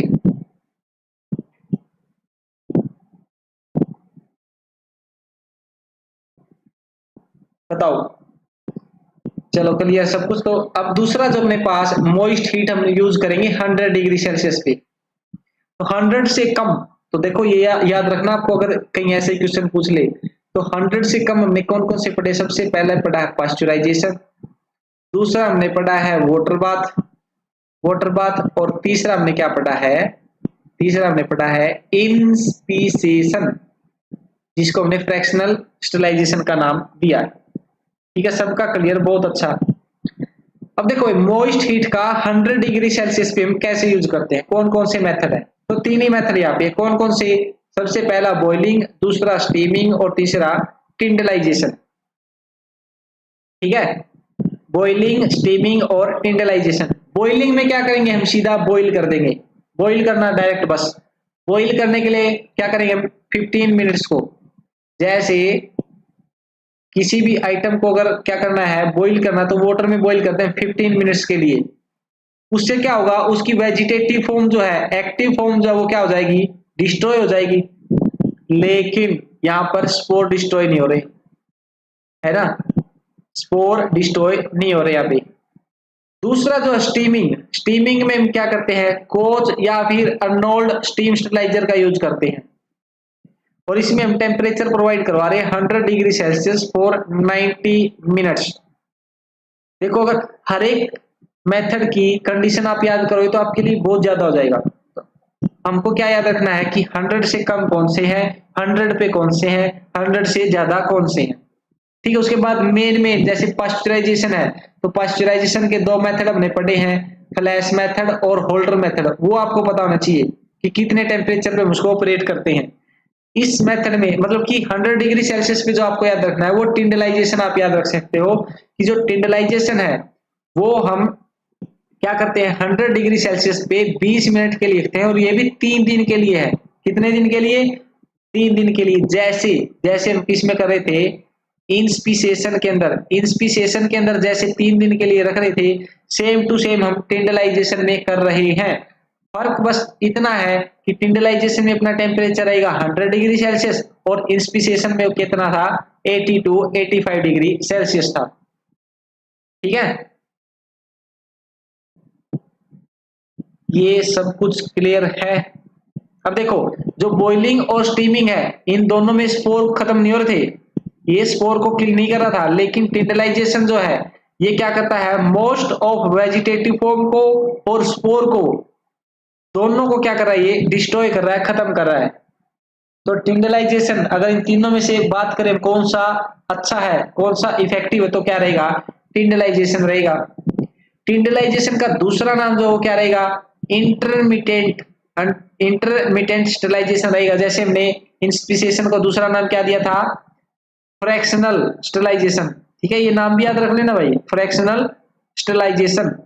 कहीं पता चले एग्जाम में यही पूछ लिया फ्रैक्शनल स्टरलाइजेशन किस प्रोसेस को, किस मेथड को बोला जाता है, तो पता होना चाहिए। ठीक है, चलो भाई ये क्लियर है यहाँ तक। अब आगे बढ़ते हैं हम ऑटोक्लेव भी। तो ऑटोक्लेव कहाँ पे यूज किया जाता है, अबव 100 डिग्री सेल्सियस यूज किया जाता है। देखो भाई यहाँ पे एक कॉन्सेप्ट जो अपना आएगा, कॉन्सेप्ट ये आएगा कि अपना वाटर जो वो 100 डिग्री सेल्सियस पे बॉईल करते हैं। तो हम ऑटोक्लेव की जो कंडीशन लेकर के जाते हैं 120 डिग्री सेल्सियस की, उसकी क्या जरूरत पड़ी, क्यों हम इतने डिग्री पर लेकर के गई। देखो 100 डिग्री सेल्सियस पे जब हम बॉईल कर रहे हैं, या फिर दूसरा मेथड कौन सा था अपने पास, स्टीम का।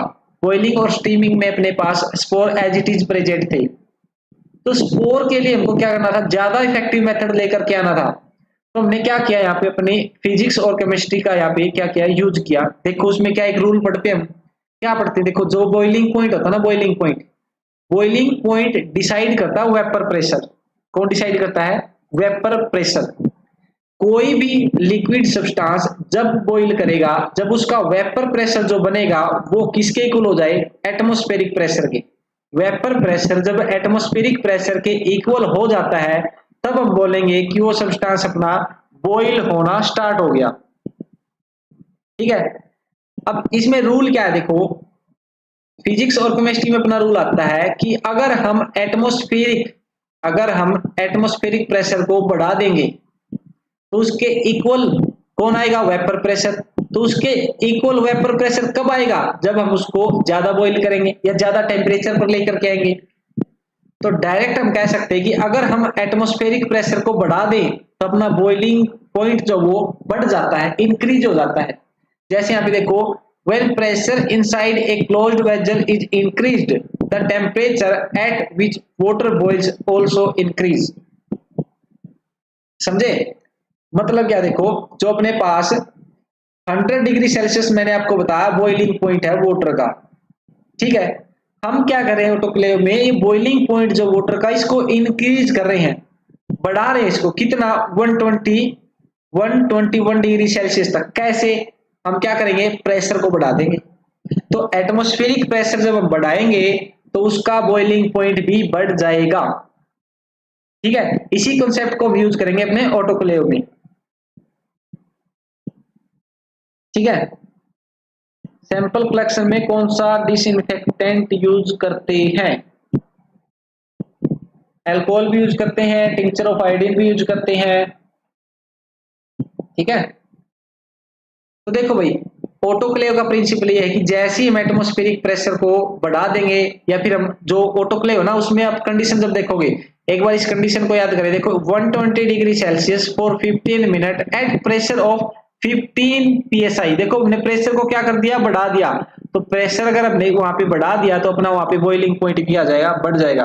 अगर बॉइलिंग पॉइंट अपना बढ़ गया, बॉइलिंग पॉइंट अगर अपना बढ़ गया तो हम क्या करेंगे, टेम्परेचर को ज्यादा हाई टेम्परेचर तक कैरी कर सकते हैं, ले जा सकते हैं। तो ज्यादा टेम्परेचर तक लेकर जाएंगे तो अपने जो स्पोर बच रहे थे उसको भी हम क्या कर सकते हैं, अच्छे से डिस्ट्रॉय कर सकते हैं, किल कर सकते हैं। ठीक है, पीजीआई का एडमिट कार्ड मंडे को आ जाएगा, नहीं हाँ ठीक है, मंडे तक आ जाएगा। तो देखो कंडीशन, ये मोस्ट इंपोर्टेंट क्वेश्चन आपके लिए, ऑटोक्लेव की कंडीशन पूछी जा सकती है 120 degree Celsius for 15 minute for 15 psi। ठीक है, ये कंडीशन आपको याद रखनी है, 121 डिग्री सेल्सियस 15 मिनट के लिए 15 psi पे।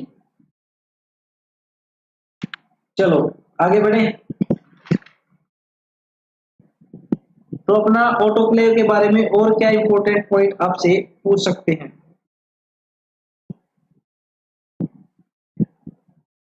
जो ऑटोक्लेव हम यूज करते हैं वो किसके लिए यूज करते हैं, देखो जो सर्जिकल इंस्ट्रूमेंट है। देखो सर्जिकल इंस्ट्रूमेंट में हमने क्या पढ़ा था, हॉट एयर ऑन भी पढ़ा था और यहाँ पे भी आ गया। यानी कि किसी एक ऑब्जेक्ट को स्टरलाइज करने के लिए हम क्या करते हैं, एक से ज्यादा मेथड का भी यूज करते हैं। ठीक है, तो ऑप्शन के अकॉर्डिंग हमको चूज करना रहेगा कि क्या ऑप्शन वहां पे हमको दिया गया है। कल्चर मीडिया और ऐसे मटेरियल जो हॉट एयर ओवन के टेम्परेचर को सहन नहीं कर सकते, क्या नहीं कर सकते, सहन नहीं कर सकते, यानी कि उस पे वो डिस्ट्रॉय हो जाए। ठीक है, तो 160 डिग्री सेल्सियस पर जिस मटेरियल को, जिस आइटम को हम नहीं लेकर जा सकते, वहां पर हम क्या करेंगे, ऑटोक्लेव का यूज करेंगे। और जहां पे हम ऑटोक्लेव को यूज नहीं कर सकते, वहां पे क्या करेंगे, वहां पे फिर उससे कम टेम्परेचर वाले को यूज करेंगे। ठीक है, तो ये सारी कंडीशन हमको क्या करनी है, सेट करनी है कि हम उसको अच्छे से यूज कर सकें। चलो,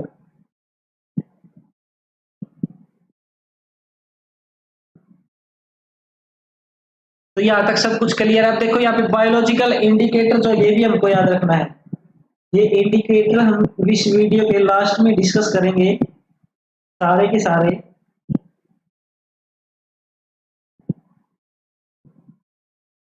लेकिन यहाँ पे आपको याद रखना कि जो ऑटोक्लेव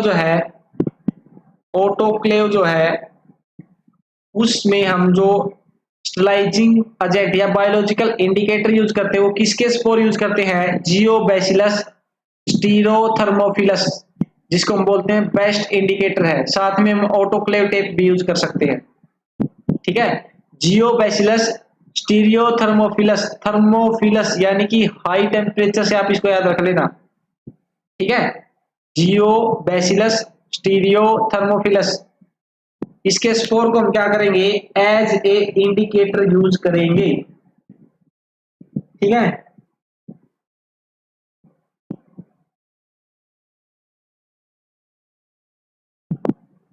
तो बताओ स्टरलाइजेशन में कोई डाउट है तो बताओ। स्टरलाइजेशन वैसे में तो कंडीशन पूछी जा सकती है, यूज आपसे पूछ सकते हैं।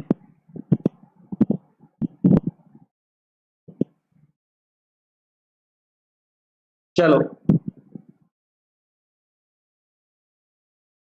देखो, यहां पर जो मैंने यूनिट बताई है ना, ये 120 degree Celsius for 15 minute at pressure of 15 psi। ये psi जो है, ये प्रेशर की यूनिट हम यूज कर रहे हैं। और ये यूनिट क्या रहेगी अपने पास, पास्कल पर स्क्वायर इंच। क्या रहेगी, पास्कल पर स्क्वायर इंच। ठीक है, चलो ये था ऑटोक्लेव के बारे में। अब देखो अपने मेथड खत्म हो गए, कौन कौन से हमने फिजिकल मेथड को डिटेल में अपने पास कंप्लीट कर लिया है। ठीक है, अब मैं टू द पॉइंट चलूंगा, आपसे क्वेश्चन करूंगा जिसमें हम क्या करेंगे, अपने केमिकल मेथड्स को कवर करने का काम करेंगे। उससे पहले फिल्ट्रेशन, उससे पहले हम क्या देख लेते हैं, फिल्ट्रेशन के बारे में थोड़ा देख लेते हैं। उससे पहले एक इंपॉर्टेंट पॉइंट देखो, अब इंपॉर्टेंट पॉइंट ही डिस्कस करूंगा मैं। जो ऑटोक्लेव है ना, ऑटोक्लेव का जो प्रिंसिपल है, ऑटोक्लेव का जो प्रिंसिपल जो है वो सिमिलर रहेगा किसके, it is similar to pressure cooker. जो प्रेशर कुकर हम यूज करते हैं घर पे, उसका भी सेम प्रिंसिपल होता है जो कि ऑटोक्लेव में हम यूज करते हैं। ठीक है, जैसे हमने क्या किया, बॉइलिंग पॉइंट को इंक्रीज किया, कैसे, एटमॉस्फेरिक प्रेशर को बढ़ा करके, तो वैसे ही कंडीशन क्या होती है प्रेशर कुकर में होती है। प्रेशर कुकर में क्या होता है, प्रेशर क्रिएट होता है, और प्रेशर क्रिएट जो प्रेशर क्रिएट होगा उसकी वजह से वाटर का बॉइलिंग पॉइंट इंक्रीज हो जाएगा। और उसी वजह से जैसे हम क्या करते हैं, अपनी सब्जी को पकाने का काम करते हैं, वैसे ही ऑटोक्लेव में ज्यादा हीट क्रिएट की जाती है ताकि वहां पे स्पोर को खत्म किया जा सके। ठीक है, अच्छा देखो दूसरी बात, अभी हमने जो यूज की है, मोस्ट कॉमन कंडीशन है ये, most common condition used in autoclave. Autoclave में मोस्ट कॉमन कंडीशन जो यूज की जाती है वो हमने पढ़ी, 120 degree Celsius for 15 minute at 15 psi। ठीक है, अगर ऑप्शन में बाय चांस हमको ये ना मिले फिर क्या हुआ, अगर ऑप्शन में ये कंडीशन हमको ना मिले फिर हम किसको सही बोलेंगे, तो आपको हो सकता है ऐसा ऑप्शन मिले कि टेम्परेचर थोड़ा इंक्रीज कर दिया जाए, टाइम थोड़ा सा कम कर दिया जाए और प्रेशर थोड़ा बढ़ा दिया जाए। ठीक है, और एक टेम्परेचर हम बोल सकते हैं टेम्परेचर थोड़ा और इंक्रीज कर दिया जाए, टाइम फिर से कम कर दिया जाए और प्रेशर को फिर से बढ़ा दिया जाए। यानी कि टेम्परेचर को हम बढ़ा दें, टाइम को हम कम कर दें और प्रेशर को भी हम क्या करें, बढ़ा दें। तो टेम्परेचर और प्रेशर को बढ़ा दें और टाइम को कम कर दें, तो ये कंडीशन भी आपको यहाँ पे याद रखनी है। लेकिन सबसे कॉमन जो यूज की जाती है वो यही रहेगी 120 degree Celsius 15 minute at 15 psi temperature. ठीक है, विवेक भारद्वाज का क्वेश्चन है, पीजीआई की जो पोस्ट है डिप्लोमा बेस्ड पे भरी जाती है या फिर बीएससी मैंडेटरी है? देखो भाई, यहाँ पे या तो बीएससी एमएलटी हो, सीधा सीधा लिखा होता है कि या तो बीएससी एमएलटी लेकर के आओ। दूसरा, अगर आपके पास डिप्लोमा है तो डिप्लोमा के साथ कोई सिंपल बीएससी होनी चाहिए अपनी, साइंस मतलब कि साइंस साइड से आपकी ग्रेजुएशन होनी चाहिए, तो बीएससी मैंडेटरी है। ठीक है, डिप्लोमा है तो भी उसके साथ कोई दूसरी बीएससी आपको दिखानी पड़ेगी अगर आपके पास बीएससी एमएलटी नहीं है। ठीक है,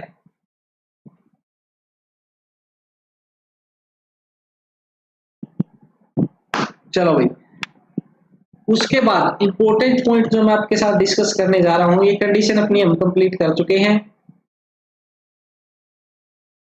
तो नेक्स्ट क्वेश्चन आपके लिए, नेक्स्ट क्वेश्चन आपके लिए फिल्टर्स के ऊपर मैं पूछूंगा आपसे, जो मोस्ट कॉमनली फिल्टर हम यूज करते हैं, मोस्ट कॉमनली जो फिल्टर यूज की जाते हैं उनका साइज क्या होता है बताओ। Most commonly used filters have size of, बताओ कितने साइज के होते हैं वो? मोस्ट कॉमनली यूज्ड जो फिल्टर हम यूज करते हैं उनका साइज कितना होता है? अब ऑप्शन नहीं दूंगा मैं, डायरेक्ट टू द पॉइंट फटाफट बता दूं। नेक्स्ट क्वेश्चन अपने पास, सबके आंसर बताऊंगा, आप साथ के साथ अपना आंसर कमेंट करते चलो। सर पीएसआई जगह एलबीएस बोला जा सकता है? हाँ भाई बोल सकते हैं, दोनों यूज किए जाते हैं। ठीक है, दोनों इक्वल रहेंगे, दोनों 15 ही रहेगा, पीएसआई हो या फिर ये जो एलबीएस या आईपीएस जो लिखते हैं सेम है, ये दोनों लिखे होते हैं, मैंने जहां पर भी पढ़ा है। ठीक है, उसके बाद इन क्वेश्चन के फटाफट कमेंट करो, हैपा फिल्टर की फुल फॉर्म क्या है? हैपा फिल्टर जो है उसकी फुल फॉर्म क्या रहेगी? उसके बाद अल्फा फिल्टर जो है, उसके बाद कौन से हैं, अल्फा फिल्टर है, उसकी फुल फॉर्म क्या है? ये डायरेक्ट क्वेश्चन है जो आपसे पूछे जा सकते हैं। नेक्स्ट जो है, नेक्स्ट किस साइज के size of organism filtered by HEPA filter, जो हैपा फिल्टर है वो किस साइज के ऑर्गेनिज्म को फिल्टर करने का काम करते हैं? उसके बाद कितने साइज के ऑर्गेनिज्म को फिल्टर किया जाता है बाय अल्फा फिल्टर? कौन सा? Alpha filter. ठीक है, टू द पॉइंट है, सारे पॉइंट आप नोट कर सकते हो। उसके बाद वैसे ये पूछे नहीं, ये फिर भी मैं बता देता हूं, एफिशिएंसी दोनों की, हैपा फिल्टर की और एफिशिएंसी ऑफ अल्फा फिल्टर। बताओ भाई, इन सभी के कमेंट देखते हैं कौन करेगा सबसे जल्दी। सबसे पहला अपने पास मोस्ट कॉमनली यूज्ड फिल्टर जो हम यूज करते हैं उनका साइज कितना होता है? तो उनका साइज होता है 0.22 माइक्रोमीटर। ठीक है, ये अभी कमेंट आता शायद। ठीक है, शिवानी ने सही बताया 0.22, बिल्कुल सही है।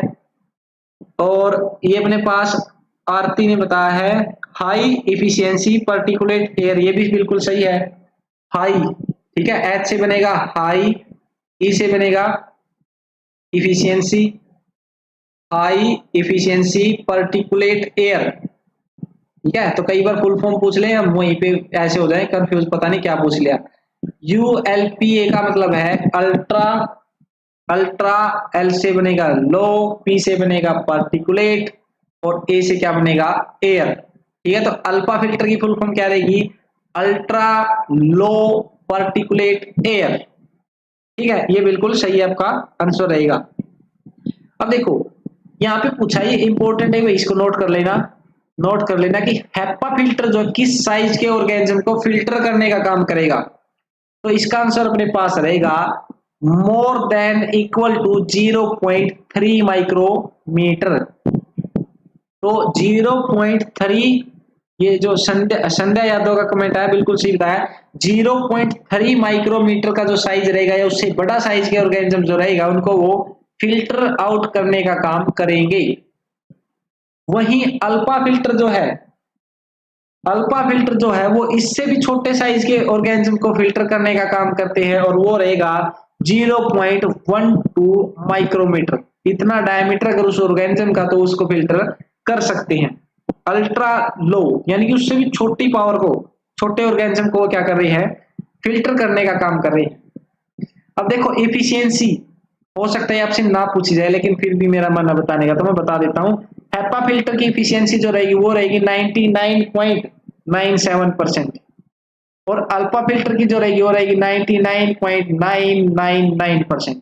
ठीक है, तो याद रखने लेना जो अल्फा फिल्टर है उसकी एफिशिएंसी ज्यादा है हेपा फिल्टर से। ठीक है, नीरज, अनीमिया का टॉपिक हमने कंप्लीट कवर नहीं किया है यूट्यूब पे, और जो आरबीसी सेल इंडिसिस मैंने करवा रखी हैं, आरबीसी सेल इंडिसिस, उस वीडियो में मैंने अनीमिया का क्लासिफिकेशन पढ़ रखा, वो आप कवर कर सकते हो क्योंकि कई बार क्वेश्चन अनीमिया के क्लासिफिकेशन से ही सोल्व हो जाता है। ठीक है, वो क्लासिफिकेशन सबसे इंपॉर्टेंट है अनीमिया के केस में। तो ये पॉइंट क्लियर, तो आगे बढ़ते हैं।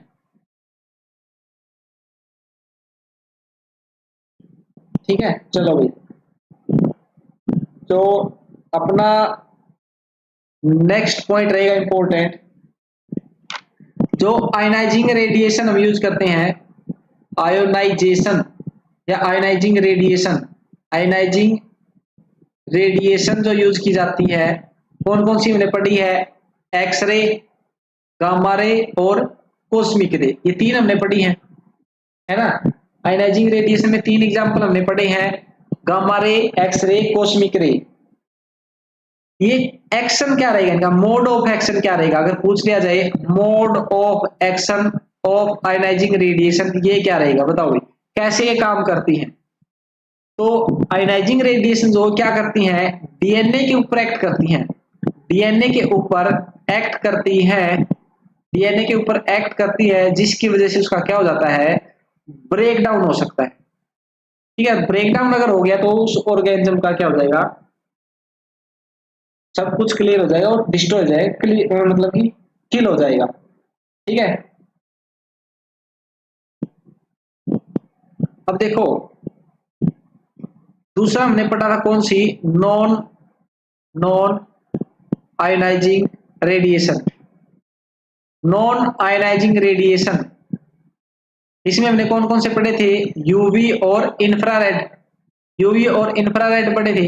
तो यूवी का हम यूज कहां पर करते हैं ये पूछा जा सकता है। तो यूवी का यूज हम करते हैं जैसे अपने सेफ्टी हुड है, जो सेफ्टी हुड है या कैबिनेट, जो सेफ्टी कैबिनेट, उनके अंदर का जो एरिया है उसको स्टरलाइज करने के लिए हम क्या करते हैं? यूवी लाइट का यूज करते हैं। और यूवी लाइट जो रहेगी जो हम यूज करते हैं, तो हम बोल सकते हैं 250 टू 300 नैनोमीटर की जो वेवलेंथ रहेगी, वो लाइट कितनी देर के लिए?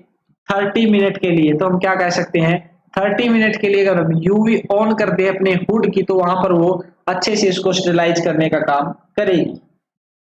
ठीक है, आयनाइजिंग रेडिएशन के लिए आपको एक याद रखना है, इसको हम कोल्ड स्टरलाइजेशन बोलते हैं। कोल्ड स्टरलाइजेशन भी इसको नाम दिया जाता है। कोल्ड स्टरलाइजेशन का मतलब है कि वहां पर टेम्परेचर हम इंक्रीज नहीं कर रहे। ठीक है, विदाउट टेम्परेचर इंक्रीज किए हम क्या करें? स्टरलाइजेशन कर दे, तो उसको हम बोलेंगे कोल्ड स्टरलाइजेशन। ठीक है, चलो उसके बाद इंपॉर्टेंट पॉइंट है filter most commonly used. Filter most commonly जो कि यूज किया जाता है, most commonly used for bacterial filtration, यानी कि अगर बैक्टीरिया को फिल्टर आउट करना है तो उसके लिए मोस्ट कॉमनली कौन सा फिल्टर यूज करते हैं? बताओ भाई आंसर। बैक्टीरिया को फिल्टर करने के लिए कौन सा फिल्टर यूज किया जाता है? क्या आंसर रहेगा? अगर किसी ने रिसेंट में पढ़ा तो बता सकता है भाई। तो ये अपने पास इसका आंसर रहेगा मेम्ब्रेन फिल्टर। ठीक है, मेम्ब्रेन फिल्टर जो है इसका आंसर रहेगा। जो दो टाइप मैंने बताए थे, मेम्ब्रेन और डेप्थ, इनमें फर्क क्या देखो। मेम्ब्रेन फिल्टर में एक सिर्फ ऐसी मेम्ब्रेन रहेगी, इसके सरफेस के ऊपर जो अपने पास जो फिल्टर करेंगे वो फिल्ट्रेट ऊपर चिपक जाएंगे और अपना सब्सटेंस क्या करेगा, नीचे चला जाएगा।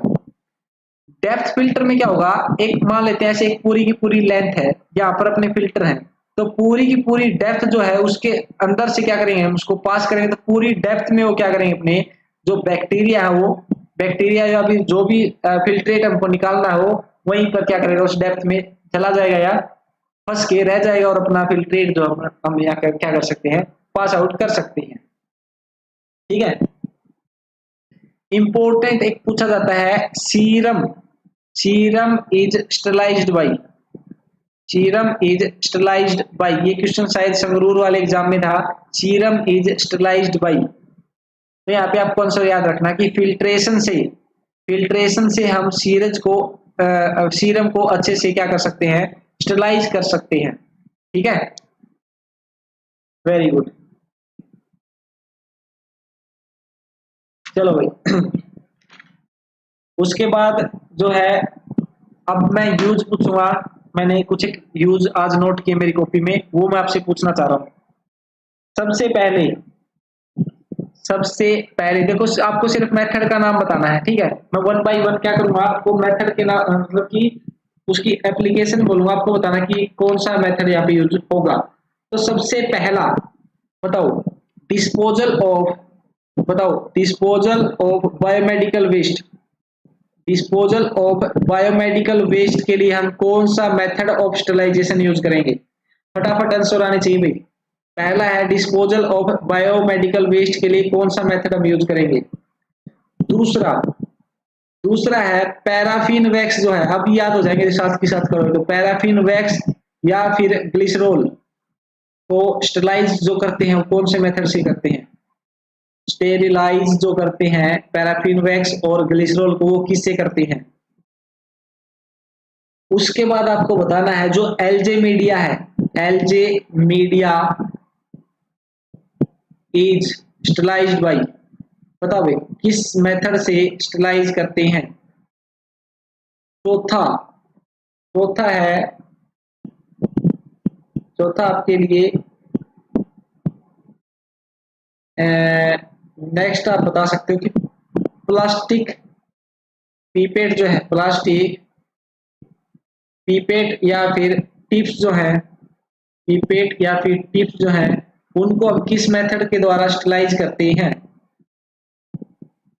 सबसे पहला आपका आंसर आया है इंसिनरेशन, बिल्कुल सही है। सबसे पहला जो आंसर दिया है, सबसे पहला डिस्पोजल ऑफ बायोमेडिकल वेस्ट,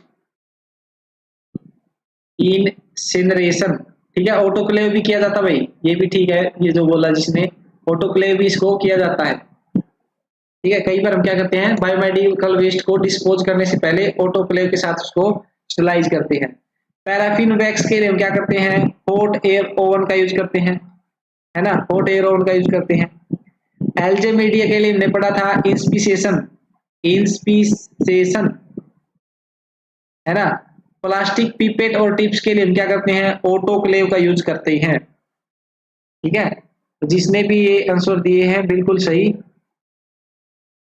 तो याद कर लेना भाई जो जो मेन मैं अभी बता रहा हूं। उसके बाद अगर आपसे पूछ लिया जाए कि एंडोस्कोप को स्टरलाइज करना है तो best method to sterilise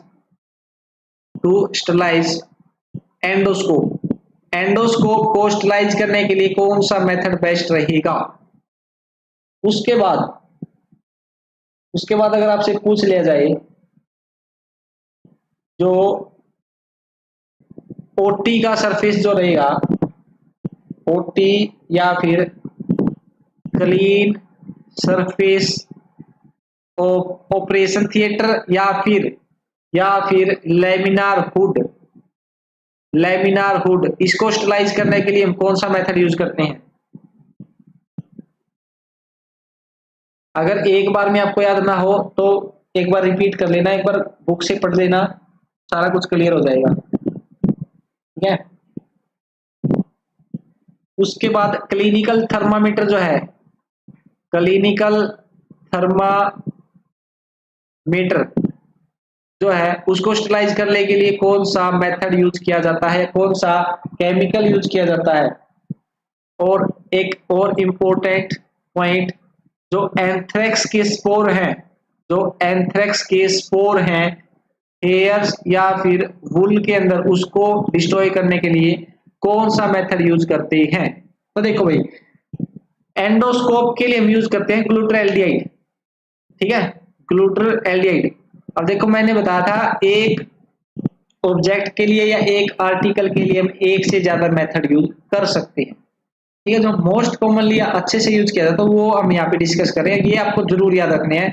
best method जो रहेगा एंडोस्कोप को स्टलाइज करने के लिए वो क्या रहेगा? ग्लूटरएल्डिहाइड रहेगा। ठीक है, जो ओटी और लेमिनार हुड का जो क्लीन सरफेस हमने कर रखा है उसमें हम क्या करते हैं, किस मेथड का यूज करते हैं? तो यूवी लाइट का यूज करते हैं। अभी मैंने बताया कि उसकी यूवी की जो हुड जो अपने पास उसकी यूवी ऑन करके हम छोड़ देंगे। ठीक है, क्लिनिकल थर्मोमीटर जो है उसको हम आइसोप्रोपाइल अल्कोहल के साथ स्टरलाइज करते हैं। ठीक है, आइसोप्रोपाइल अल्कोहल के साथ। और एंथ्रेक्स स्पोर जो इंपॉर्टेंट आपके लिए, एंथ्रेक्स स्पोर को अगर डिस्ट्रॉय करना है तो उसके लिए हम क्या करते हैं? फॉर्मल्डिहाइड का यूज करते हैं, फॉर्मल्डिहाइड का यूज करते हैं। ठीक है, तो आंसर आया आपके ग्लूटरएल्डिहाइड, फॉर्मल्डिहाइड, फ्यूमिगेशन, ऑटोक्लेव। तो एंथ्रेक्स स्पोर फॉर्मल्डिहाइड को हम फ्यूमिगेशन में यूज करते हैं। किस में यूज करते हैं? फ्यूमिगेशन में। और फ्यूमिगेशन के बाद जो हार्मफुल गैस रहेगी उसको रिमूव करने के लिए हम क्या करते हैं? अमोनिया का यूज करते हैं। ठीक है, अमोनिया गैस का यूज करते हैं ताकि उस टॉक्सिक गैस को रिमूव किया जा सके। ठीक है, तो ये आपके लिए इंपॉर्टेंट पॉइंट्स। चलो और पॉइंट देखता हूं आपके लिए इंपॉर्टेंट जो कि आपसे पूछे जा सकते हैं। तो देखो भाई, जो आपसे पूछा जा सकता है कि जो एल्डिहाइड है उनका मोड ऑफ एक्शन क्या रहेगा? जो एल्डिहाइड्स जो हैं उनका मोड ऑफ एक्शन क्या रहेगा? उसके बाद देखो, जो एल्डिहाइड का रहेगा वही ग्लूटरएल्डिहाइड का रहेगा, दोनों के सेम रहेंगे। उसके बाद जो फॉर्मल्डिहाइड हम पढ़ते हैं, फॉर्मल्डिहाइड जो है वो प्रोटीन के किस पार्ट के लिए एक्टिव होता है? प्रोटीन के किस पार्ट के लिए एक्टिव होता है? नेक्स्ट इंपॉर्टेंट पॉइंट है जो फेस मास्क जो होते हैं, फेस मास्क उसको हम कैसे स्टरलाइज करते हैं? उसके बाद नेक्स्ट जो है इंपॉर्टेंट पॉइंट जो आपसे पूछे जा सकते हैं, जो ग्लूटरएल्डिहाइड हम प्रिपेयर करते हैं, ग्लूटरएल्डिहाइड जो हम प्रिपेयर करते हैं उसकी लाइफ कितनी होती है? यानी कि एक्टिव कितने दिन तक रहेगा? Active up to how many days, कितने दिन तक वो एक्टिव रहेगा? यानी कि लाइफ बतानी है आपको ग्लूटरएल्डिहाइड की। उसके बाद नेक्स्ट जो इंपॉर्टेंट पॉइंट आपसे पूछा जा सकता है, फर्स्ट डिसइंफेक्टेंट कौन सा है? फर्स्ट डिसइंफेक्टेंट जो हमने यूज किया था वो कौन सा है? ठीक है, उसके बाद चलो पहले ये क्लियर करते हैं एक बार। सभी नींद में शायद कोई कमेंट नहीं कर रहा। देखो एक ये आरती हिमांशु दो के ही कमेंट आए अभी तक। कमेंट करो यार, ऐसे नहीं। देखो सही गलत करो, सही करो, कोई दिक्कत नहीं है। बिल्कुल स्वैगर संधू ने बिल्कुल सही बताया भाई, 14 डेज। एल्डिहाइड जो है उसका मोड ऑफ एक्शन क्या रहेगा? एल्डिहाइड का मोड ऑफ एक्शन जो रहेगा वो रहेगा क्रॉस लिंकिंग। क्या रहेगा? जो प्रोटीन्स होती है ना उनके अंदर क्रॉस लिंकिंग करवाने का काम करेगा। और दूसरा आप बोल सकते हो यहाँ पे एल्काइलेशन भी ये करवाता है, एल्काइलेशन, ठीक है। क्रॉस लिंकिंग और एल्काइलेशन करवाने का काम करते हैं एल्डिहाइड या फिर ग्लूटाल्डिहाइड, दोनों का सेम मैकेनिज्म ऑफ एक्शन रहेगा। फॉर्मेल्डिहाइड जो प्रोटीन के किस पार्ट के अगेंस्ट एक्टिव रहता है, तो अमाइनो ग्रुप जो रहेगा, अमाइनो ग्रुप NH2 ग्रुप जो जुड़ा होता है उसके अगेंस्ट फॉर्मेल्डिहाइड ज्यादा एक्टिव रहता है। फेस मास्क जो है उसको हम ग्लूटाल्डिहाइड के साथ स्टेलाइज करते हैं। जो ग्लूटाल्डिहाइड है उसकी लाइफ अगर पूछ ली जाए, यानी कि एक बार अगर हमने इसको प्रिपेयर कर दिया तो फिर उसको हम कब तक यूज कर सकते हैं, तो 14 डेज तक हम उसको यूज कर सकते हैं। भी एक ने कमेंट किया था अच्छे से, ठीक है। फर्स्ट डिसइंफेक्टेंट जो यूज किया था वो था कार्बोलिक एसिड। कौन सा था? कार्बोलिक एसिड, जिसको हम किस नाम से जानते हैं? फिनोल के नाम से जानते हैं। फटाफट जितने भी अभी लाइव मेरे को सुन रहे हैं कमेंट करके बताओ कि जो कार्बोलिक एसिड का कंसेप्ट दिया था उन साइंटिस्ट का क्या नाम था। ऐसे कौन से साइंटिस्ट थे जिन्होंने कार्बोलिक एसिड को फर्स्ट टाइम यूज किया था और उसी की वजह से उनको फादर ऑफ एंटीसेप्टिक भी बोला जाता है। फादर ऑफ एंटीसेप्टिक भी उनको बोला जाता है। एक बार फटाफट कमेंट करें, फिर पता लगेगा अपने पास, पता लगेगा कि आपने पीछे जो हिस्ट्री ऑफ माइक्रोबायोलॉजी की क्लास ली थी उससे आप कुछ सीख पाए हैं या फिर नहीं। एक बार कमेंट कर दे भाई कि फादर ऑफ एंटीसेप्टिक जो किस साइंटिस्ट को बोला जाता है, बताओ भाई। बहुत अच्छे भाई, स्वैगर संधू ने लिखा है एक्टिवेटेड बाय एल्केलाइन, ठीक है। जो ग्लूटाल्डिहाइड को इनएक्टिव फॉर्म से हम एक्टिवेट करते हैं उस प्रोसेस को हम बोलते हैं एल्केलिनाइजेशन, ठीक है। ठीक है, शिवानी, निशांत, स्वैगर, तीनों का आंसर सही है, ठीक है। जोसेफ लिस्टर रहेगा। जो फादर ऑफ एंटीसेप्टिक सर्जरी है वो रहेगा जोसेफ लिस्टर, ठीक है। इन्होंने फर्स्ट टाइम कार्बोलिक एसिड या फिर फिनोल का यूज किया था सर्जरी में, ठीक है। इसलिए इनको फादर ऑफ एंटीसेप्टिक सर्जरी बोला जाता है, फादर ऑफ एंटीसेप्टिक सर्जरी, ठीक है। कोई नहीं अटेंड नहीं की तो हिस्ट्री ऑफ माइक्रोबायोलॉजी से कंफर्म क्वेश्चन आएगा, तो एक बार उसको जरूर देख लेना।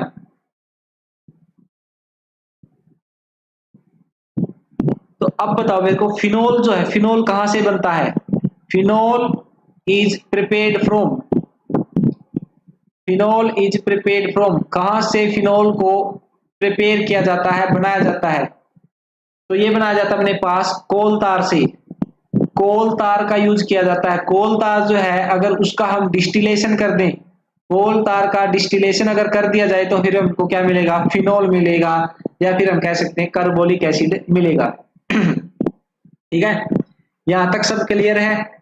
जो जो इंपॉर्टेंट पॉइंट है उसको प्लीज अपनी नोटबुक में नोट कर लें अच्छे से, ताकि बाद में आप ये ना बोलो कि हमको नोट्स चाहिए। ठीक है, नोट्स मैं वैसे ही बनाता नहीं, और बना लेता हूँ तो किसी को शेयर नहीं करता, है ना। चलो कोई नहीं। मैंने मॉक टेस्ट जो लिए थे उसकी PDF मैंने शायद कई बच्चों को दे रखी है। अगर टाइम लगा तो मैं उनको YouTube पर कंप्लीट करने की कोशिश करूंगा। ठीक है, चलो भाई नेक्स्ट। नेक्स्ट अब मैं पूछने जा रहा हूं, जैसे जो लाइजोल और क्लिजोल, देखो जो फिनोल है ना, फिनोल के कई सारे डेरिवेटिव हम यूज करते हैं। फिनोल के कई सारे डेरिवेटिव हम यूज करते हैं, जिसमें से क्रेजोल, लाइजोल, जाइलिनोल ये कॉमनली है। ठीक है, इनमें क्या हुआ देखो, जो क्रेजोल और लाइजोल, अगर आपसे पूछ लिया जाए क्रेजोल और लाइजोल जो है वो किस ऑर्गेनिज्म के ऊपर एक्टिवली काम नहीं कर सकते, यानी कि cresol and lysol are inactive against, अगर ऐसे क्वेश्चन आपसे पूछ लिया जाए कि ऐसा कौन सा ऑर्गेनिज्म है जिसके अगेंस्ट ये इनएक्टिव रहते हैं, एक्टिव नहीं हो सकते, अच्छे से काम नहीं कर सकते, तो इसका आंसर अपने पास रहेगा सूडोमोनाज। क्या रहेगा? सूडोमोनाज रहेगा। तो देखो इस स्लाइड पे मैं एक्सेप्शन शेयर कर रहा हूं। सबसे पहले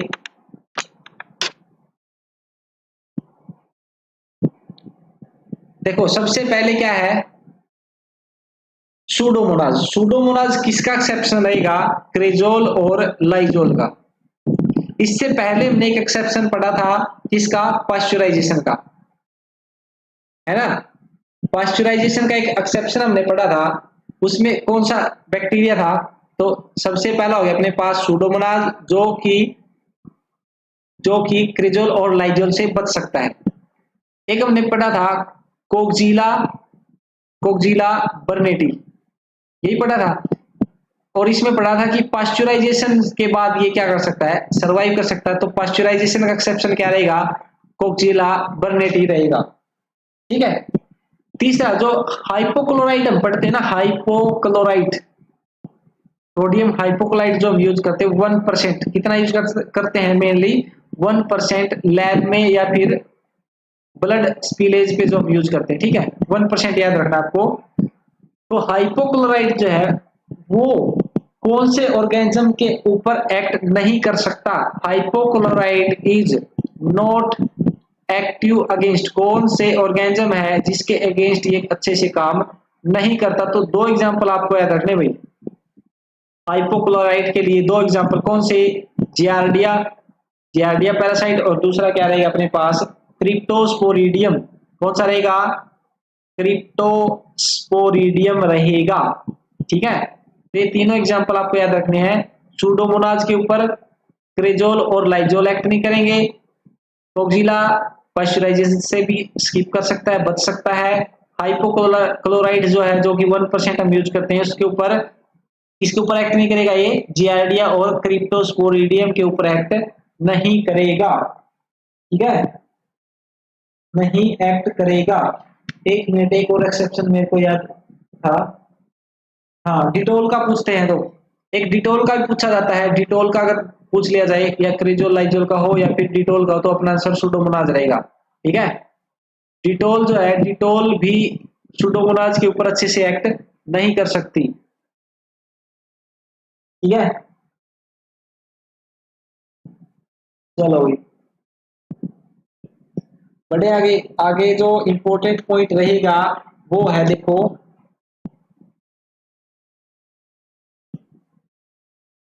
नेक्स्ट,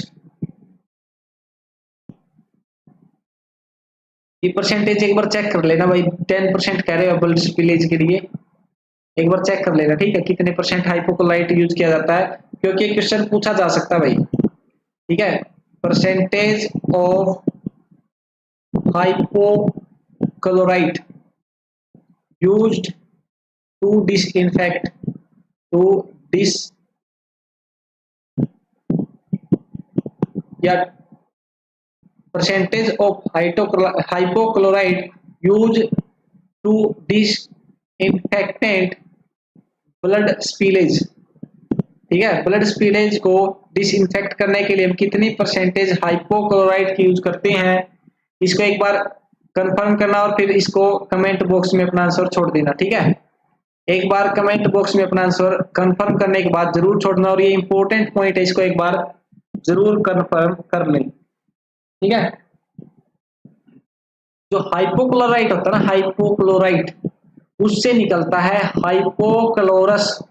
हाइपोक्लोरस एसिड, जिसके अंदर से क्या रिलीज होंगे फिर, रेडिकल, क्लोरीन के जो है रेडिकल निकलते हैं, ठीक है।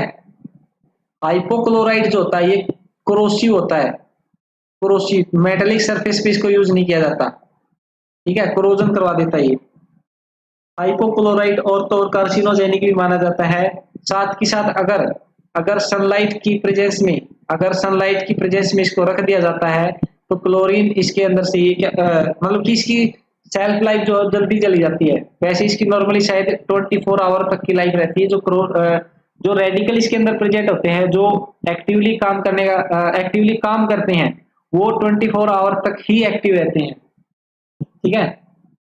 ये कुछ एक मेन मेन पॉइंट इसके याद रख लेना।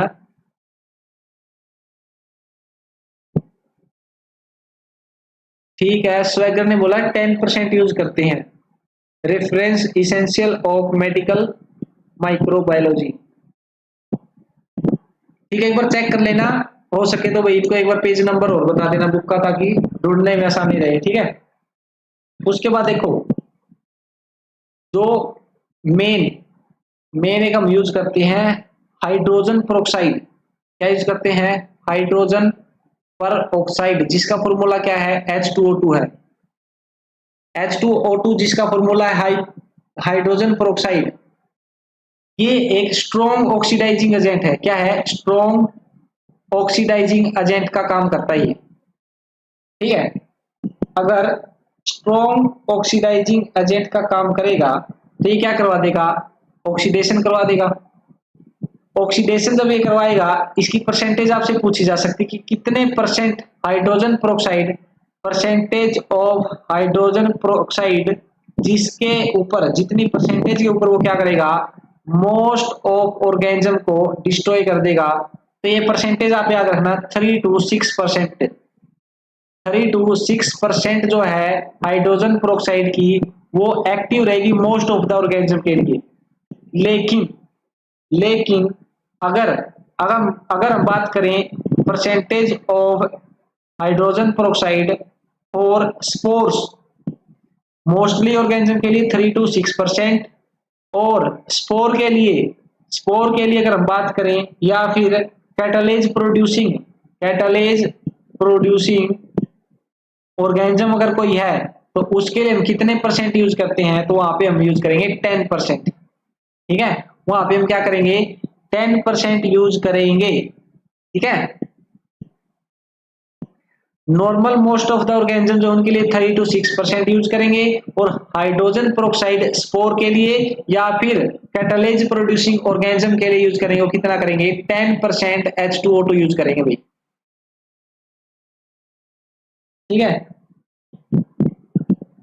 अच्छा एक और, जो हाइड्रोजन पेरोक्साइड मैंने बताया, हाइड्रोजन पेरोक्साइड जो है ये हाई लेवल का क्या है? स्टेलाइजिंग एजेंट है। हाई लेवल का स्टेलाइजिंग एजेंट है, यानी कि स्ट्रॉन्ग ऑक्सीडाइजिंग एजेंट है, ये मैंने पढ़ा। एक ऐसा केमिकल है जो हाइड्रोजन पेरोक्साइड से भी ज्यादा एक्टिवली काम करता है।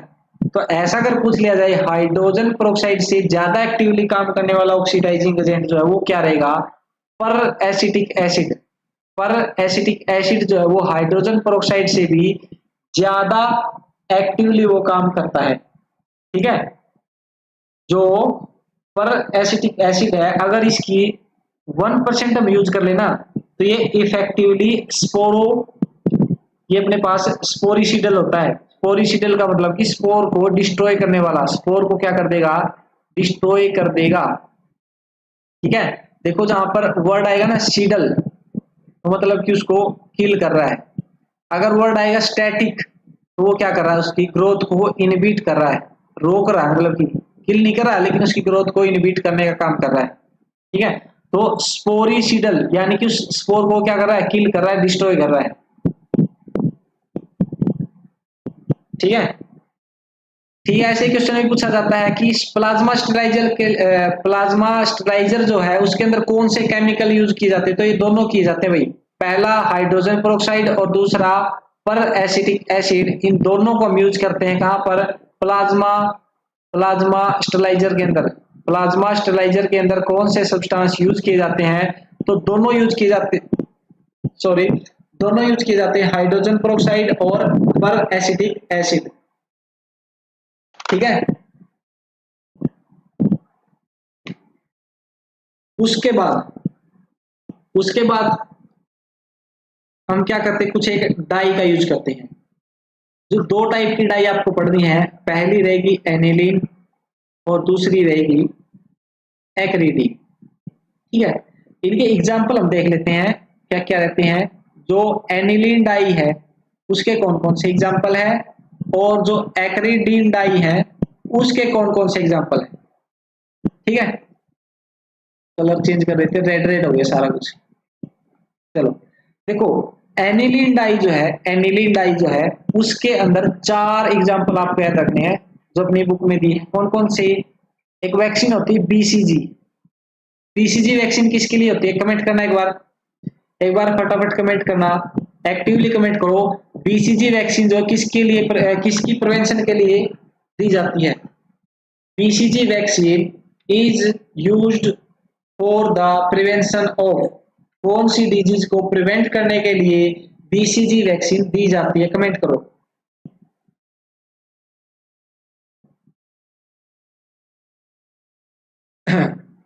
बीसीजी वैक्सीन जो है किस डिजीज के लिए की जाती है, बिल्कुल ठीक जवाब है भाई स्वैगर संधू का सबसे पहले टीबी के लिए। ठीक है, बीसीजी वैक्सीन जो हम यूज करते हैं ना टीबी के लिए, वही लेके आना है यहाँ पे।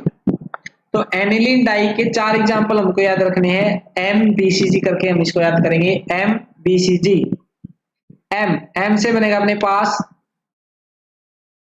मालाकिट ग्रीन, ठीक है, मालाकाइट ग्रीन। दूसरा जो रहेगा अपने पास ब्रिलियंट ग्रीन, ठीक है, 2 तो ग्रीन हो गई। अब हम वॉयलेट की तरफ चलेंगे। वॉयलेट कौन सा रहेगा, क्रिस्टल वॉयलेट, सी से क्या रहेगा क्रिस्टल वॉयलेट। और चौथा जो रहेगा वो क्या रहेगा, जेंसेल वॉयलेट, जेंसेल वॉयलेट। तो ये 4 टाइप की हम एनिलीन डाई पढ़ते हैं। तो एनिलीन डाई के 4 टाइप आपको याद रखनी है, बिल्कुल सही है। टीबी के लिए बीसीजी वैक्सीन का यूज किया जाता है। Aniline dye, malachite green, brilliant green, crystal violet, gentian violet, ये 4 टाइप की एनिलीन डाई होती है। ठीक है, दूसरी अपने पास एक्रीडीन। एक्रीडीन के अंदर क्या रहेंगी, इसके अंदर भी हम 4 एग्जांपल पढ़ेंगे। कौन कौन से, EAPA, EAPA, ये क्या बनेगा, देखो ई से क्या बनेगा पहले, यूफ्लेविन, क्या बनेगा यूफ्लेविन, यूफ्लेविन। दूसरा जो रहेगा वो रहेगा एक्रीफ्लेविन, क्या रहेगा एक्रीफ्लेविन।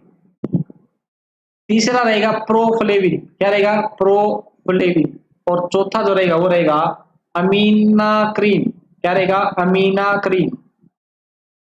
ठीक है, तो एक्रीडीन के और एनिलीन दोनों डाई किए तो हो गए अपने पास सबसे पहले एग्जांपल। ठीक है, उसके बाद जो इंपॉर्टेंट बात याद रखनी, जो डाई है ना, डाई जो भी हमने पढ़ी है सारी डाई है, ये सारी की सारी डाई जो है, these dye are more active against gram positive bacteria. ये क्या करती हैं, ग्राम पॉजिटिव बैक्टीरिया के अगेंस्ट ज्यादा एक्टिव होती हैं as compared to gram negative. ठीक है, ग्राम नेगेटिव पे इतनी अच्छे से असर नहीं करती जितना कि ये ग्राम पॉजिटिव बैक्टीरिया के ऊपर असर डालती हैं। ठीक है, अच्छा, दूसरा जो एनिलीन डाई है, ये इंपॉर्टेंट पॉइंट बता रहा हूं, इसको नोट करें। जो एनिलीन डाई है और जो एक्रिलीन डाई है, एक्रीडीन और एनिलीन डाई है, इनका मैकेनिज्म क्या रहेगा, मैकेनिज्म। तो एनिलीन डाई ना, जो एनिलीन डाई जो है वो पेप्टाइडोग्लाइकिन की जो लेयर है, पेप्टाइडोग्लाइकिन की जो लेयर है, उसकी सिंथेसिस को सिंथेसिस में क्या करेगी, इंटरफेयर करेगी। क्या करेगी, ये इंटरफेयर करेगी। जबकि एक्रीडीन डाई जो है ये किसकी सिंथेसिस में इंटरफेयर करेगी, डीएनए और प्रोटीन की। तो ये कॉन्सेप्ट आपको याद रखना है। जो एनिलीन डाई है, एनिलीन डाई बैक्टीरिया या माइक्रो ऑर्गेनिज्म की पेप्टाइडोग्लाइकन लेयर जो है उसकी सिंथेसिस में इंटरफेयर करेगी, और एक्रीडीन डाई जो है वो डीएनए और प्रोटीन की सिंथेसिस में इंटरफेयर करने का काम करेगी। ठीक है, जो एनिलीन डाई का एक एग्जांपल हमने पढ़ा है मेलाकाइट ग्रीन। जो मेलाकाइट ग्रीन जो है ये हम यूज करते हैं एज ए सेलेक्टिव एजेंट। अब इसका क्या मतलब, देखो, जो सेलेक्टिव एजेंट यानी कि ऐसा एजेंट जो किसी भी मीडिया को सेलेक्टिव मीडिया बनाने के लिए रिस्पॉन्सिबल हो। सेलेक्टिव मीडिया, देखो जो सेलेक्टिव मीडिया अपने पास एलजे मीडिया, एक एग्जांपल हमने लिया कौन सा, LJ media is selective media for tuberculosis. ठीक है, तो एलजे मीडिया के अंदर हम सेलेक्टिव एजेंट क्या यूज करते हैं, तो आंसर रहेगा अपने पास मेलाकाइट ग्रीन। तो मेलाकाइट ग्रीन जो है वो एलजे मीडिया के अंदर as a selective agent use किया जाता है। ठीक है, तो ये थे इंपॉर्टेंट पॉइंट्स। अब इंपॉर्टेंट एक जो कंट्रोल है अपने वो हम याद कर लेते हैं, फिर हमारे लगभग चैप्टर के इंपॉर्टेंट पॉइंट खत्म हो जाएंगे। ठीक है। देखो, जो बायोलॉजिकल बायोलॉजिकल इंडिकेटर बोल सकते हैं इनको, या फिर कंट्रोल बोल सकते हैं। ठीक है। तो सबसे पहला ऑटोक्लेव। पहला क्या है? ऑटोक्लेव। दूसरा है प्लाज्मा प्लाज्मा स्टेलाइजर। इन दोनों के लिए जो हम यूज करते हैं बायोलॉजिकल कंट्रोल, वो अपना रहेगा bacillus bacillus stereo thermo stearothermophilus. ठीक है। ऑटोक्लेव और प्लाज्मा स्टेलाइजर के लिए जो बायोलॉजिकल इंडिकेटर या बायोलॉजिकल कंट्रोल यूज करते हैं वो रहेगा बैसिलस स्टीरियोथर्मोफिलस। उसके बाद थर्ड जो है एक इथाइलिन, ये हमने छोड़ दिया शायद, इसके बारे में इंपॉर्टेंट पॉइंट रह गए। जो इथाइलिन ऑक्साइड जो है, इथाइलिन ऑक्साइड, उस केस में जो है बायोलॉजिकल इंडिकेटर किसको यूज करते हैं, तो ये अपने पास रहेगा बैसिलस बैसिलस ग्लोबिजी बैसिलस ग्लोबिजी। देखो याद कैसे करेंगे, देखो ये स्टीरियो थर्मोफिलस यानी कि ज्यादा टेम्परेचर वाली, ज्यादा टेम्परेचर जैसे कि हमने याद कर लिया ऑटोक्लेव और प्लाज्मा स्टेरिलाइजर। ठीक है। प्लाज्मा हाई टेम्परेचर पे बनेगा, ऐसे इसको याद करना है। ऑटोक्लेव भी हाई टेम्परेचर पे यूज कर रहे हैं और प्लाज्मा स्टेरिलाइजर में प्लाज्मा जो बना रहे हैं वो भी हाई टेम्परेचर पे है। तो स्टीरियो थर्मोफिलस, थर्मोफिलस यहाँ पे भी आ गया, ऑटोक्लेव और प्लाज्मा स्टेरिलाइजर। इथाइलिन ऑक्साइड वो एक क्या है? गैस है। गैस किससे बना है? जी से। और यहाँ पे आपको याद रखना है ग्लोबीजी। ठीक है। किससे स्टार्ट है? भी जी से। तो G is equivalent to G, gas globigii. ठीक है। फोर्थ जो अपने पास फिल्ट्रेशन, फिल्ट्रेशन में हम कौन सा बायोलॉजिकल एजेंट यूज करते हैं, तो यहाँ पे रहेगा अपने पास, ये नाम देख लेना, बड़ा सा नाम है, ब्रेवुंडी ब्रेवुंडी मोनाज। ठीक है। ब्रेवुंडी मोनाज डी माइन्यूटा, ये लास्ट मैंने तो बस पीछे वाला याद कर रखा है, डी माइन्यूटा। ठीक है। डी माइन्यूटा, देखो माइन्यूटा यानी कि माइन्यूट, इसको कैसे याद करोगे? माइन्यूट, माइन्यूट यानी कि छोटा सा। अब माइन्यूट कोई सब्सटेंस है तो उसको हम क्या करते हैं? फिल्टर करके उसको पास आउट करवा लेंगे। ठीक है। तो फिल्ट्रेशन में माइन्यूट चीज करेंगे, माइन्यूट चीज अगर हमको निकालनी है तो फिल्टर करेंगे, ऐसे याद रखना कि माइन्यूटा वाला किसका एजेंट रहेगा अपने पास? फिल्ट्रेशन का इंडिकेटर रहेगा। ठीक है। उसके बाद है आयोनाइजेशन आयोनाइजेशन रेडिएशन। इसमें जो रहेगा अपने पास वो रहेगा बैसिलस टूमिलिस, बैसिलस टूमिलिस रहेगा इसके अंदर।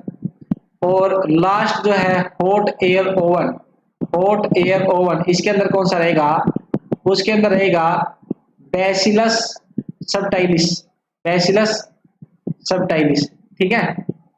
जैसे भी आपको अच्छा लगे वैसे आप याद रख सकते हैं इनको, लेकिन याद जरूर करना कि कौन सा बायोलॉजिकल कंट्रोल किस मेथड में यूज किया जाता है।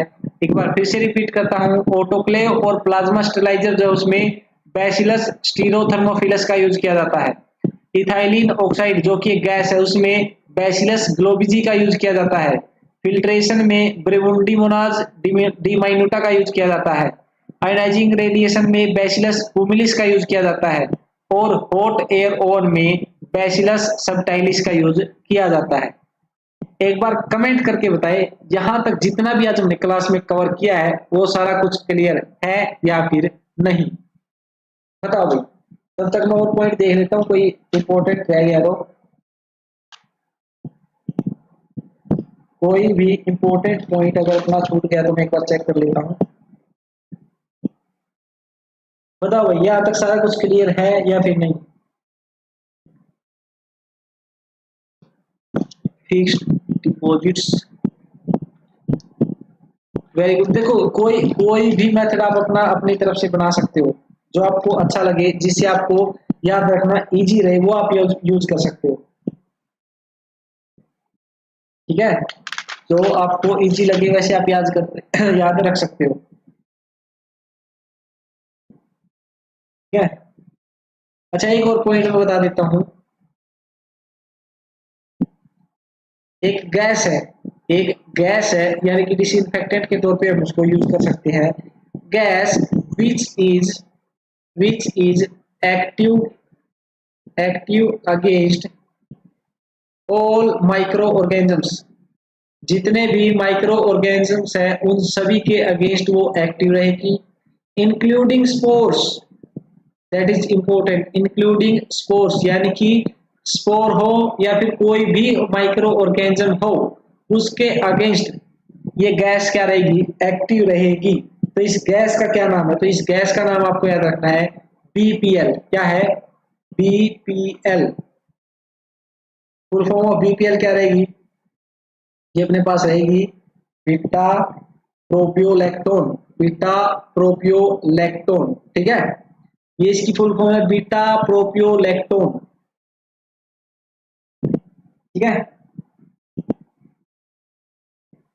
तो ये भी आपको याद रखना है, ये अच्छी खासी गैस है लेकिन आजकल शायद इसको यूज नहीं करते, तो कुछ इसके डिसएडवांटेज रहे होंगे इसीलिए इसको यूज नहीं करते, ठीक है।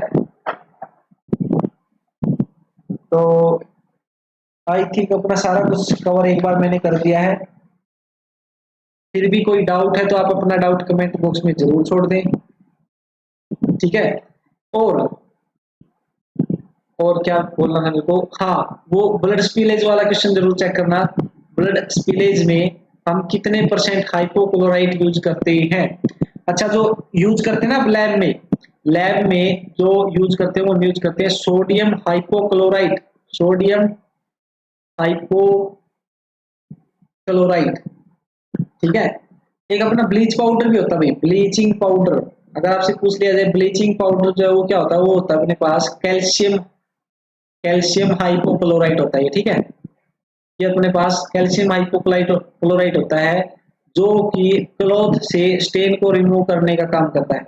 अगर क्लॉथ में स्टेन लगे तो उसको रिमूव करने का काम करता है, इसको ब्लीच पाउडर कहते हैं, कैल्शियम हाइपोक्लोराइट ही होता है, ठीक है। चलो भाई, एक बार वीडियो खत्म होने के बाद इस पे कमेंट कर देना और वीडियो अच्छी लगे तो शेयर करना ना भूलें, ठीक है। जल्दी मिलेंगे अगली क्लास में, जैसे ही मेरे को टाइम लगेगा मैं फिर से नई क्लास लेकर के आऊंगा, ठीक है। ठीक है, 10% है तो ओके है। अगर फिर भी डाउट होता है एक बार अपने लेवल पे चेक कर लेना, नहीं तो फिर मैं नेक्स्ट क्लास में डिस्कस करूंगा क्योंकि मैं भी अभी श्योर नहीं हूँ, ठीक है। तो भाई अपनी क्लास को शेयर कर देना। अभी मैं क्लास को खत्म करने जा रहा हूँ, देखो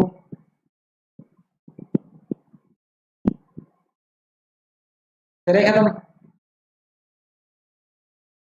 बहुत अच्छा भाई, अगर वीडियो अच्छी लगे तो शेयर जरूर करना, और जो भी वीडियो अपनी पहले चैनल पे हैं अगर वो कवर नहीं की तो उनको जरूर कवर करें, क्योंकि कई सारी क्लासेस ऐसी हैं जो मैंने अपलोड कर रखी हैं और काफी इंफॉर्मेटिव है, मेरे प्रोस्पेक्टिव से तो है भाई। मैंने जितनी मेहनत करके वो वीडियो अपलोड कर रखी है मेरे को लगता है उनसे काफी कुछ आप सीख सकते हो, ठीक है। अब आप कितना गेन कर रहे हो, कितना आप खुद से पढ़ रहे हो, वो आपके ऊपर डिपेंड करता है। सेल्फ स्टडी जरूर करें, और वही है, कुछ डाउट रहे तो कमेंट कर देना, ठीक है। चलो मिलते हैं नेक्स्ट क्लास में, तब तक के लिए tata bye bye, good night, thank you all of you.